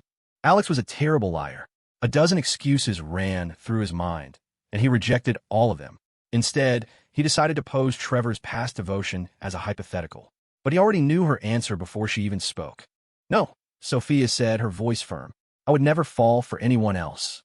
I will never love anyone but you." "Husband, why are you having these strange thoughts?" Alex sighed with mock frustration. "Who can blame me when my Sophie is so perfect? I'm just afraid someone will try to steal you away." It was his killer move, a surefire way to handle her that never failed. As expected, Sophia's eyes crinkled into a smile. Alex marveled at how she wasn't some inscrutable, cold CEO at all. She was just a sweet, innocent neighborhood girl, and this was a side of her that only he got to see. As Alex reveled in his small victory, Sophia tilted her head, a knowing look in her eyes. "There's that foxtail of yours, husband." His excuse for taking the afternoon off was that he hadn't slept well and needed a nap. But here he was, full of energy, with no sign of fatigue at all. Sophia felt a twinge of concern. Her husband was the kind of dedicated student who would attend class with a 102-degree fever. There was no way he would take a whole afternoon off just because he hadn't slept well. She knew, of course, that he was worried about her. She had inadvertently corrupted her perfect, studious boy. She hoped his parents wouldn't hold it against her. "Don't listen to that woman. She's bad news. She tried to hit on me, and when I rejected her, she started making things up to cause trouble. It was just a misunderstanding. I swear it's the truth. You know me, if someone really beat me up like this, would I just let it go? We were just playing around. I spent an hour yesterday as Captain Cuddle's son. It was all part of a game we play. I know you don't approve, but it's just how we have fun. Don't tell Mom and Dad when you get back. These scratches will heal up on their own." In the hospital room, Trevor Gow stared at his brother, Mason, whose face was pale and drawn. He didn't know what to say. When are you going to stop messing around?" Mason had explained his injuries as the result of horsing around with classmates, and Trevor had actually believed him. Mason had a taste for the bizarre and a love for thrills, and had done so many absurd things in the past that nothing he did seemed shocking anymore. "Mason, you can't keep going on like this. Don't you remember last year?" Trevor caught himself and rephrased. "You're not a kid anymore. It's time to settle down. Look at your friend Caleb. He used to be just as wild as you, but he's calmed down now, hasn't he? Don't get mad at me for being blunt, but you need to get your act together. If you keep this up, you're going to get yourself killed." Trevor was genuinely busy. He slipped a thick envelope of cash to the doctor and nurses in charge of his brother, asking them to take good care of him, and then hurried away. Trevor didn't see the look on his brother's face as he turned to leave. He didn't see the desperate, helpless expression as Mason watched his back recede down the hall, wanting to call out, but held back by some unspoken fear. In the end, Mason watched his brother disappear from view. He had a subconscious realization that nothing could save him from his current predicament. Not his brother, not even his father. His brother was right. This time, he had really gotten himself into deep trouble. Mason stared at the hospital room door in terror, his body trembling uncontrollably, as if at any moment some grotesque monster would burst in and devour him whole, leaving not even a scrap behind. His eyes suddenly widened. A burly man appeared in the doorway. He didn't look scary at all. In fact, he had a rather simple, honest appearance. But looks could be deceiving. This man could drag Mason into an abyss of no return at any moment. He knew Mason's secret. The man walked in and glanced at Mason, who was as pale as a ghost. "What's with the face? I'm not going to eat you." "Yes, sir, I've done what you asked. Please, you have to keep your promise. Don't tell anyone where I am." During a wild trip abroad, Mason had gotten into trouble and someone had ended up dead. Terrified of retaliation, he had fled back to the country. The Gow family had spent a fortune to clean up the mess. It was a disgraceful incident, and if it ever got out, it would not only damage the image of their company, Titan Development, but also put Mason in danger. The family had kept the matter strictly under wraps. Arthur Lowe looked at the pathetic boy with disdain. If he knew this would happen, You shouldn't have started it. Did you really think Mr. Turner was someone you could provoke? Mason mumbled, I have nothing against him. I wasn't trying to target him. I just. You just wanted to use Mr. Turner to draw out my Miss Sophia. Whatever your goal was, the moment you decided to mess with Mr. Turner, your fate was sealed. Mason wanted to cry. He knew he was wrong, but there were no do-overs in life. How was he supposed to know that a mere illegitimate daughter could be so terrifying? No wonder even Caleb had fallen in her trap. He had been so hopelessly outmatched. Mr. Gao, Miss Sophia isn't interested in your past. She needs you to cooperate with us to find the person who put that note in your pocket. Alex stared at his phone with a deep frown. Captain Cuddles was sending him a stream of pathetic messages, asking if they would still be best friends if his parents ever kicked him out. Alex had initially thought some kind of family apocalypse had occurred. It took him a moment to realize that Jake's misery wasn't about his parents at all. It was about Simon Shaw, a guy he hadn't even met yet. Apparently, Simon's resilience and determination had deeply impressed David and Maria Ramirez. During their calls with Jake, they had unwittingly committed the cardinal sin of all parents, comparing their child to someone else's. And the more they compared, the more disappointed they became in their own son. In the past, his parents had always compared him to Alex. But since Alex was his best friend, Jake had just let it go in one ear and out the other. But this was different. When his parents started using a new person for comparison, Jake couldn't take it. If his vocational school hadn't tightened its security, making it harder for him to sneak out, he would have already run over to challenge this damned Simon to a duel. He was even starting to believe that, over time, Simon would become more and more important to his parents, and that one day, he might be replaced entirely. Soon, there might be no place for him in his own home. Only with Alex could Jake pour out all his frustrations. Alex felt a pang of guilt.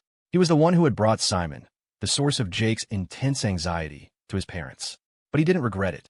Helping Simon wasn't just a small investment with a huge potential return for him. It was for his own sake, and in a way, it was for Jake's as well. Simon was destined for greatness. It would be incredibly beneficial for Jake to get to know him and become his friend. Alex believed that it was a true blessing to be able to build a career out of your passion. And what was Jake's passion? Video games, obviously. He had once grandly declared that he would one day develop a game that would be loved by millions. But to be honest, he lacked some of the necessary skills. Simon, however, was the perfect person to fill that gap. You're overthinking it. Simon is my classmate and the first real friend I've made here at Lakeview. He shouldn't have said that. It was the final straw for Jake. What? He's your classmate? And your new friend? Jake gasped. On top of worrying about being replaced at home, he now had to worry about his best friend being stolen by that detestable guy. Alex was taken aback. You didn't know? Does that mean you also don't know that I was the one who got him the job at your parents' store? As he carefully asked the question, he could almost picture Jake's heartbroken face. There was a long silence on the other end of the line. Jake, he's not what you think. You'll see when you meet him. Hey, Alex. Jake's voice, full of anguish, blasted through the phone, making Alex's ear ring. You've only known that snake in the grass for a few days, and you're already taking his side? Alex was speechless. Snake in the grass? Really? Anyone Alex considered a friend had to meet one crucial, almost impossibly high standard. They had to be a person of good character. Jake, of course, was a given. He was a friend he'd grown up with. He probably knew Jake better than Jake knew himself. As for Simon, it was true that he hadn't known him for long, not long enough to truly judge his character. But Alex had a trump card. He had lived this life before. He had the ultimate cheat sheet. Simon's character was solid. Jake, we've known each other for so long. You don't trust me? Stop overthinking. Your parents only have one son. You're their whole world. No one is going to replace you. I give you my word. You haven't even met Simon yet, so it's normal to be biased. Just calm down. I'll introduce you too. I'm sure you'll become friends. Jake's voice was laced with sarcasm. Oh, please. A vocational school student like me wouldn't dare to associate with a top student from Lakeview. Alex didn't know whether to laugh or get angry. Are you sure about that? Jake quickly corrected himself. You're the exception. That's Simon Shaw. He's just a scrawny kid. I could take him down with one hand. When Jake Ramirez got home on Friday, the first thing he did was suspiciously inspect every corner of the house. He found that it was still the same familiar home, and his room hadn't been taken over by anyone else. Only then did he relax. He then headed straight for Lakeview University to see this so-called snake in the grass for himself. Alex's reassurance had eased his fears about his place with his parents, but a sour feeling lingered. He wouldn't be at peace until he saw the guy with his own eyes. As it turned out, Simon had an evening study session that day and wasn't at the market. But on Saturday, when Simon was working a full day, Jake finally got to meet the person he was being unfavorably compared to. Looking at the muscles on his own arms, Jake felt his anxieties melt away. Alex twitched his lips. Scrawny kid? Only he knew that Simon was destined to become a giant in the gaming industry. If Jake didn't build a connection with him now, he'd be left looking up at him from a distance later. Before meeting Simon, Jake's preconceived notions had turned him into some kind of villain. But seeing him in person, he realized, just as Alex had said, that he had been overthinking things. Alex formally introduced them, and they shook hands amicably. And just like that, they were acquainted. What happened next took Alex by surprise. He found himself sitting alone on a small stool, chin in hand, watching the other two chat excitedly. He felt like a well-intentioned matchmaker who, after successfully setting up a couple, was now left to his own devices while their relationship rapidly blossomed. Maria Ramirez walked over and handed him a bottle of water. "I didn't know Simon played video games too," she said, slightly surprised. "I thought he was like you, a kid who only loves to study." Alex just smiled a little distractedly as he twisted open the cap. It was a shared interest, but their approaches were different. Most people spent money on games. Simon sold in-game items to make money. Then Maria let out a weary sigh. They both love games, but his kid goes to Lakeview, and my kid goes to a vocational school. I guess it's my fault and his dad's. We didn't give him a brain that could handle both playing and studying. Alex was speechless. What great parents.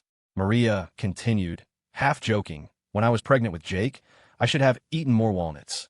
Maybe then he would have gotten into Lakeview. She changed the subject. By the way, why didn't you bring Sophia out today? She had something to do. She left early this morning.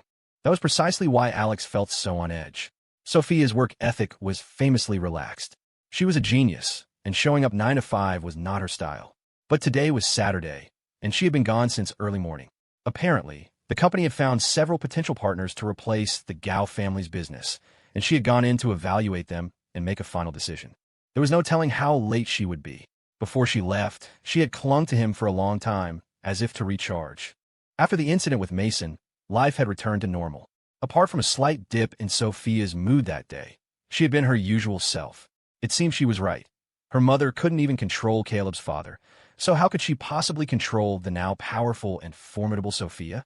She didn't seem to regard her mother's shadowy machinations as a threat at all. "Sophie is such a wonderful girl," Maria said sincerely, launching into a stream of praise. "She looks like an angel, has a great personality, and is completely devoted to you. Alex, you're a lucky man." She spared no compliment, praising her to the heavens. Alex accepted it all calmly. His Sophie deserved every bit of praise. Except for the great personality part, Mrs. Ramirez didn't know Sophia all that well. Sophia's good temper came with conditions. Alex wasn't sure if it was because life was so comfortable and happy now that any small deviation sent him in a high alert. But ever since that afternoon, he had felt a persistent sense of unease. He had a feeling that something he didn't want to happen was looming in the near future.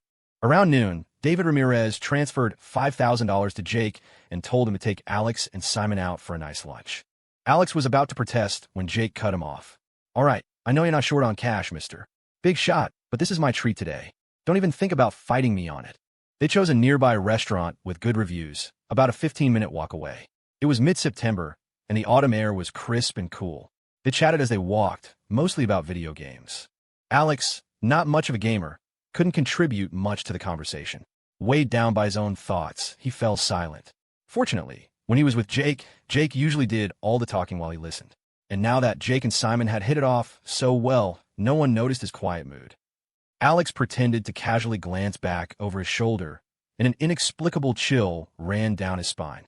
In broad daylight, he felt the same creepy sensation he used to get as a kid walking alone at night. The feeling of being followed by something unseen. The wide street was bustling with people. Some were hurrying, others were strolling leisurely. Everyone seemed to be playing their part in the world, but there was no one who looked remotely suspicious. Alex shook his head with a self-deprecating smile. He was probably just overthinking things. The strange thing was, when he turned his head back, the feeling of being watched didn't disappear. In fact, it grew stronger. He spun around suddenly. This time he saw him. He saw Arthur Lowe following them at a leisurely pace. When Arthur saw Alex turn, he gave a gentle, acknowledging nod. Alex didn't know whether to laugh or cry. He had long since accepted that no matter how obedient he was, Sophia would never let him go. His strategy, since being reborn, was only to make his life more pleasant. Escaping her was impossible. Luckily, he had given up on the idea of leaving her long ago. To be blunt, even if Sophia tried to kick him out now, he wouldn't go. And he was sure she knew that. So, the presence of the people she had stationed around him had automatically transformed. They were no longer guards, they were bodyguards. The moment Alex saw Arthur Lowe, all his unease and suspicion vanished. Hey, what a coincidence, isn't that? Jake spotted Arthur Lowe sitting at the table next to them and was about to get up to say hello. Alex put a hand on his shoulder. Don't. Jake paused for a second before understanding. All right, he said, sitting back down and casually starting to look at the menu as if nothing had happened. Inside, though, he was buzzing. His boy was moving up in the world, with his own personal bodyguard now. Sophia really was at the office, and she didn't feel the slightest bit bothered about having to work on a Saturday just to get back at someone for her husband by pulling the plug on a major partnership. The partner could have been the Gao family, or it could have been any other family. But her husband? There was only one Alex Turner in the world. Sophia's new rule for everything was simple. Her husband came first. If anyone wanted to call her impulsive, then so be it. If they didn't like it, they could get lost. Several company profiles were spread across her desk. She reviewed each one carefully, then raised her right hand and tapped a single folder. Ethan Harlan looked and saw that it was the smallest company of the bunch, seemingly the least qualified, but the one with the most detailed and thoughtful proposal. He felt a small thrill of excitement. Before presenting the files to Sophia, he had studied them all and made his own prediction about which one she would choose. He had been torn between two, both of which had their merits. In the end, Sophia had picked one of his two favorites. The fact that he had finally guessed her decision correctly brought him a strange sense of satisfaction, though he still felt a pang of regret for the Gao family. Business was business, but the Harlan and Gao families had a long history. All things being equal, Ethan would have preferred to give the opportunity to them. But alas, he never expected Mason would do something so foolish just to get back at Caleb. A moment of recklessness had jeopardized his entire family's future. If Mason, lying in his hospital bed, knew the truth, Ethan wondered what he would think. Ethan's sympathy was just that, a fleeting thought. He couldn't offer any real help. Mason was now under the complete control of Sophia's people. All Ethan could do was remember Mason's misguided loyalty to his brother and hope to repay it someday if the opportunity arose. Sorry, Mason. After dismissing Ethan, Sophia looked down at her phone. She had two of them. One was exclusively for receiving updates about Alex. Real-time surveillance reports were sent to this phone every 2 minutes. She stared at the screen, her expression dark. If Ethan hadn't left, he would have been terrified by the grim look on her face. Right now, Sophia looked like she wanted to kill someone. Besides photos of Alex with his friends, there were several messages. Miss Sophia, we have a situation. There's a woman secretly following him. Initial assessment is that she's targeting Mr. Turner. Don't worry, Miss Sophia. I have my men on her. We will not let anything happen to Mr. Turner. Below the messages was a secretly taken photo of a woman. Sophia enlarged it. The woman was in her 40s, of average height and plain appearance, the kind of person who would disappear in a crowd. It wasn't her. Sophia thought for a moment, then made a call. Find an excuse to have Mr. and Mrs. Turner visit a few more countries. I'll bring them back after I've handled things here. On a perfectly temperate autumn day, her hands and feet were ice cold. She had the ability to protect her husband and his family, but her own intense, almost excessive concern when things went wrong made her afraid. It was better to let his parents stay abroad a little longer. She needed to focus all her energy on protecting her husband. Catherine, is it really you? If you're the one trying to destroy my happiness, I will make you regret the day you chose to give birth to me. Men can't get together without a little alcohol. Jake Ramirez wanted to order hard liquor. You sure you can handle it? Alex asked. Jake immediately deflated. His tolerance was notoriously low. Simon had to work in the afternoon and wasn't drinking. Alex, afraid of smelling like booze when he got back to Sophia, also declined. But what was a guy's lunch without drinks? They settled on beer. Alex had just finished one can and was reaching for a second when he saw Arthur Lowe at the next table, sipping his own drink and casually glancing in his direction. Alex froze. He was about to put the beer down when Jake snatched it from his hand. Simon and I will have another, but you should stop. And you know it's not because I'm cheap. I'm just afraid that if you get drunk, your wife will have my head. Initially, when Maria Ramirez had advised Simon to call Alex's girlfriend Miss Reed, or Sis, and never by her first name, Simon had thought it was strange that such an easygoing guy like Alex would have a girlfriend who was the complete opposite. But after witnessing Sophia's regal presence and her decisive, no-nonsense attitude, he fully understood what it meant to be in a different league. Alex's girlfriend was truly one of a kind. Alex let out a sigh. Jake, you're not a very good friend, are you?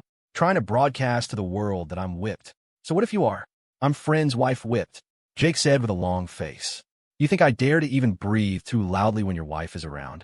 Oh, and Simon, Jake added, I need to warn you, Alex's girlfriend isn't actually scary, but if you ever get the chance to meet her, you have to be respectful. She's true royalty, not like us common folk. Jake, unaware that his mother had already given Simon this advice, repeated it for good measure. Listening to someone else earnestly instruct another on how to properly greet his own wife was a novel experience for Alex. He glanced over and noticed that at the next table, the food was still there and a glass was half full of liquor, but the diner was gone. Alex didn't think much of it. The man probably just went to the restroom. Arthur Lowe was human, after all. During the lunch rush, people were constantly coming and going. Alex looked around. With Arthur gone, that strange sense of unease returned, unsettling him. Hey, where did this little brat come from? Go play somewhere else, kid. Don't cause trouble here. Jake looked up to see a rambunctious kid running around, flying a paper airplane and crashing into everything. The kid was about to run straight into Alex, but Alex dodged just in time. The kid stumbled and fell against their table with a loud clatter, his paper airplane landing on the surface. Startled by Jake's sharp tone, the kid scrambled up and ran off, leaving his airplane behind. If my future kid is that naughty, I'll spank him 18 times a day, Jake grumbled. With Simon there, Alex didn't call him out. This same Jake Ramirez, as a child, was constantly getting into trouble and being disciplined by his parents. The brat who had been scared off by Jake ran out of the restaurant, looked around, and then skipped over to a woman, holding out his hand for a reward. Did you leave the paper airplane for the big brother? I did, the kid said, his eyes darting around. I did what you said, but if he throws it away like trash and doesn't see the secret message you left for him, that's not my fault. Of course not. We had a deal. I'm a woman of my word, the woman said with a kind smile, placing a piece of chocolate in his hand. The kid ran off happily. The woman cast a meaningful glance at a window of the restaurant. The three young men were sitting right there. In front of one of them, the exceptionally handsome one, was a paper airplane. The young man picked up the airplane. As if sensing something, he turned his head and looked in her direction. The woman quickly turned away, pretending to be a casual passerby. She stumbled on something and pitched forward. A steady hand caught her shoulder. It was a large, strong hand belonging to a tall, well-built man. But this was no romance novel. The woman was not a damsel, and while the man might be a hero, he certainly wasn't hers. She looked up and met a pair of intensely intimidating eyes. Her heart skipped a beat. She instinctively glanced back at the window, but someone had stood up, blocking her view of the young man. She couldn't see what she needed to see. Mission failed. Alex wasn't interested in the paper airplane and was about to toss it in the trash when he saw a single letter written on the wing.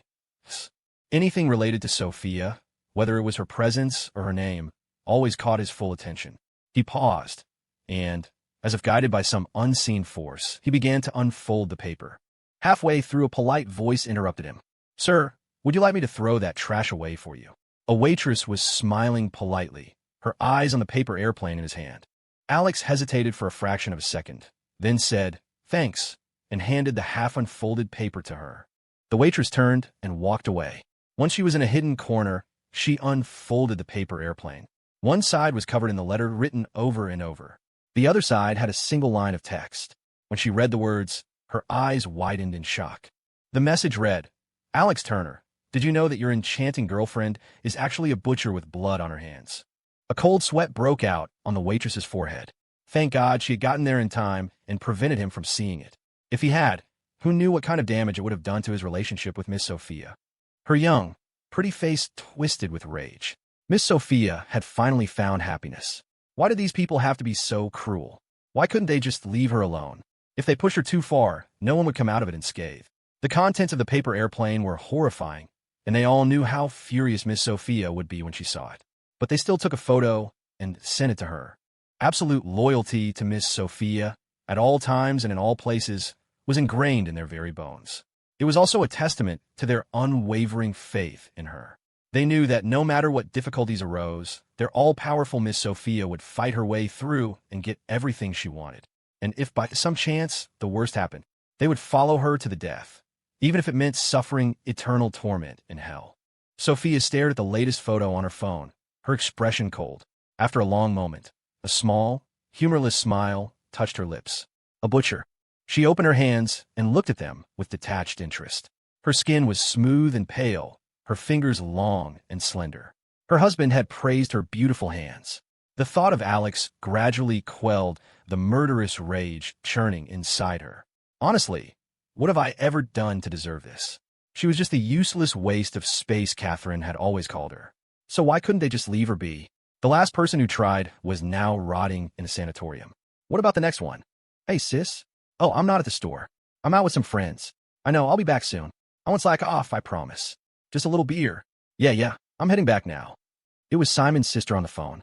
They had all pretty much finished eating. You have to go back to the store now? Jake asked. Come on, my mom said you could have the afternoon off. Let's go check out the esports arena. Sorry, Jake, Simon apologized. My sister's here. She's waiting for me at the store. Oh, well in that case, Jake said, glancing at Alex, it's no fun to go alone. I guess I'll head back too. The three of them had just reached the sidewalk when a black Maybach pulled up smoothly beside them. Thinking the car was just yielding to pedestrians, they started to cross. Husband. Alex paused and turned around. His wife was sitting in the back seat, looking at him with a pitiful expression. Alex was speechless. Jake was incredulous. You don't even recognize your own car? I have too many to keep track of, Alex said helplessly. He wasn't trying to show off. The garage under Sophia's mansion housed over a dozen supercars, and those were just the ones kept there. Besides the Rolls-Royce she usually rode in, he didn't pay much attention to the others. Sorry guys, you go on ahead. Alex quickly abandoned his friends. Under the nonplussed gaze of Jake, the baffled look of Simon, and the envious stares of other drivers and pedestrians, he walked to the Maybach. He was about to open the door to get in when Sophia opened it from the inside and hopped out. She was wearing the same clothes she'd had on that morning. She had clearly come straight from the office. She slammed the door shut, came over, and took Alex's hand, her beautiful eyes shining with a certain anticipation. Husband, let's go on a date. Sophia's life was a boring two-point line between home and the office. Her world had always been gray. Alex's arrival had filled it with color. The Maybach drove away silently. Sophia knew she was different. She disliked the world and hated being in large, noisy crowds. But with her husband by her side, things that had once seemed dull now felt new and exciting. She suddenly wanted to experience the simple joys of a normal couple. Her upbringing had been anything but ordinary, and she had missed out on so many common experiences. Even something as simple as riding the bus seemed fascinating to her. It was Saturday, and the bus was crowded. By the time they got on, there were no seats left. They stood near the back door. Alex held onto a handrail with one hand and wrapped the other around Sophia to shield her from the crowd. Completely oblivious to everyone else, Sophia wrapped her arms around his waist and buried her face in his chest. It felt good. Miss Sophia's first experience on a public bus was, in a word, excellent. Of course, her high praise had less to do with the bus itself and more to do with the feeling of being cherished and protected by Alex. It didn't matter where the bus was going or where he was taking her. All she had to do was let him lead her by the hand, without a single thought or worry. For that moment, she let go of all her troubles and completely entrusted herself to him. Besides, she absolutely loved the feeling of showing off their affection in front of strangers. Look at that young couple. So handsome and beautiful. They're a perfect match. An older woman sitting nearby said kindly to her husband. Sophia, who was usually cold and distant with strangers, broke her own rule and flashed the woman a brilliant smile. Thank you for the compliment. The corners of Alex's mouth curved up in a smile he couldn't suppress. The bus came to a stop. Alex got off first and turned to help Sophia down. The small step was nothing to her. She could have easily jumped down, and so she did. She leaped, landing perfectly in Alex's arms. Everyone, those getting off the bus and those waiting at the stop, turned to look. Under the watchful eyes of the crowd, Alex held her steady. Sophia was reveling in this public display of affection. She loved the feeling and was immersed in it, wanting to declare to the entire world that Alex Turner was hers, and no one could ever take him away. They walked hand in hand, wandering aimlessly through various shopping malls. The destination didn't matter. What they enjoyed was the experience of being together in the bustling crowd. I'm thirsty, husband, Sophia said, sitting down on a uniquely shaped bench and rubbing her legs. Alex looked around and spotted a boba shop nearby. I'll go get you a drink. What flavor do you want? Whatever. I'll love any flavor you pick. Alex brushed a stray strand of hair from her forehead, tucking it behind her ear, and gave her cheek a playful squeeze before getting up to buy the drinks. Sophia relaxed, crossing one leg over the other, her gaze following Alex's back with affection. He was halfway there when he turned to look back at her, and she immediately sent him a sweet smile. Once he turned away again, the smile faded from her lips, and a small frown creased her brow. She had been so happy this afternoon. If it weren't for those arrogant, detestable people, she and her husband could be this happy forever. To achieve that goal, she would likely be very busy for a while. She probably wouldn't have much time to spend with him. That's why she had to make time for him this afternoon, to make up for it in advance. Damn it all. All she wanted was to live her own peaceful life. Was that too much to ask? Since you won't let me live in peace, don't blame me for what comes next. She sent out a text message. Tell everyone to get ready. Yes, Miss Sophia, came the immediate reply. Alex returned with 2 fruit teas. As he walked back, he saw a young man with green-dyed hair standing in front of Sophia. The kid was holding his phone, shamelessly trying to get her number. Even though Alex knew Sophia would never give it to him, he still felt a prick of annoyance. The thought of someone else coveting his treasure was a desecration he couldn't tolerate. He strode over and said curtly to the kid, "Sorry, she has a boyfriend." Whether it was because the kid was blinded by infatuation or just annoyed by Alex's tone, he shot back. "So what if she has a boyfriend? Are you married? If not, then I still have a chance. We can compete fairly." Alex was speechless. A surge of anger rushed through him. He, who was usually so good-tempered and had almost never gotten into a fight, suddenly felt his fists clench. Compete fairly? Who do you think you are? Sophia was fiercely protective of her husband. She wasn't about to let someone challenge him right in front of her. Her eyes instantly turned cold. She had a unique presence. When she was silent, she projected an aura of untouchable elegance. That was her default state. When she smiled, she could melt hearts. That was a state with limited availability, seen almost exclusively by Alex. But when she turned cold, the powerful, commanding aura that radiated from her was enough to make people afraid to even look at her. The young man froze, then took a step back, his gaze faltering. He began to regret his audacity. This girl was unlike any he had ever met. He had a feeling she was someone he could never afford to cross. Sorry, he stammered, apologizing repeatedly before scrambling away. In his haste, he tripped over his own feet and nearly fell. Sophia touched her own face. "Husband, do I look scary?" The guy had run off like he'd seen a ghost. Of course not. Sophie is the most beautiful girl in the world. When it came to compliments, Alex had learned from a master. And just like her, he reserved such praise for only one person. Alex stuck a straw in one of the drinks and handed it to her. He then put a straw in his own and took a sip. Sophia stared at the cup in his hand. "I want to drink yours." "They're the same flavor," Alex explained. Like a broken record, she repeated, "I want to drink yours." Alex was at a loss.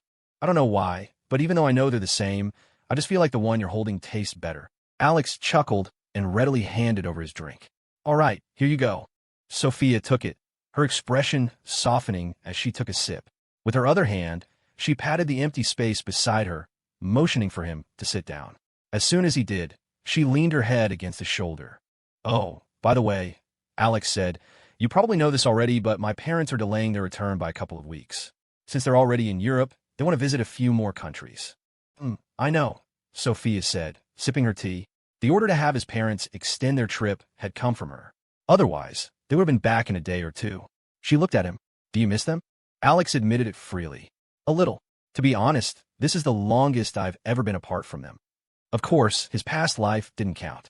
In that life, there had been years of separation, and then the final separation of death. In his past life, Alex had never married. After inheriting Sophia's massive fortune, his life had not been a happy one. He had money, but he was incredibly lonely. A few years later, his mother passed away. People always say you can't do anything without money, but money truly isn't everything. The crushing loneliness was like a poison that he couldn't bear. He missed his parents. Sometimes he even missed Sophia, the person he had once hated most. He would wonder if things would have been different if he had made another choice. Finally, one day, he could no longer endure the bone-deep loneliness. And when he opened his eyes, he was back. He was so grateful.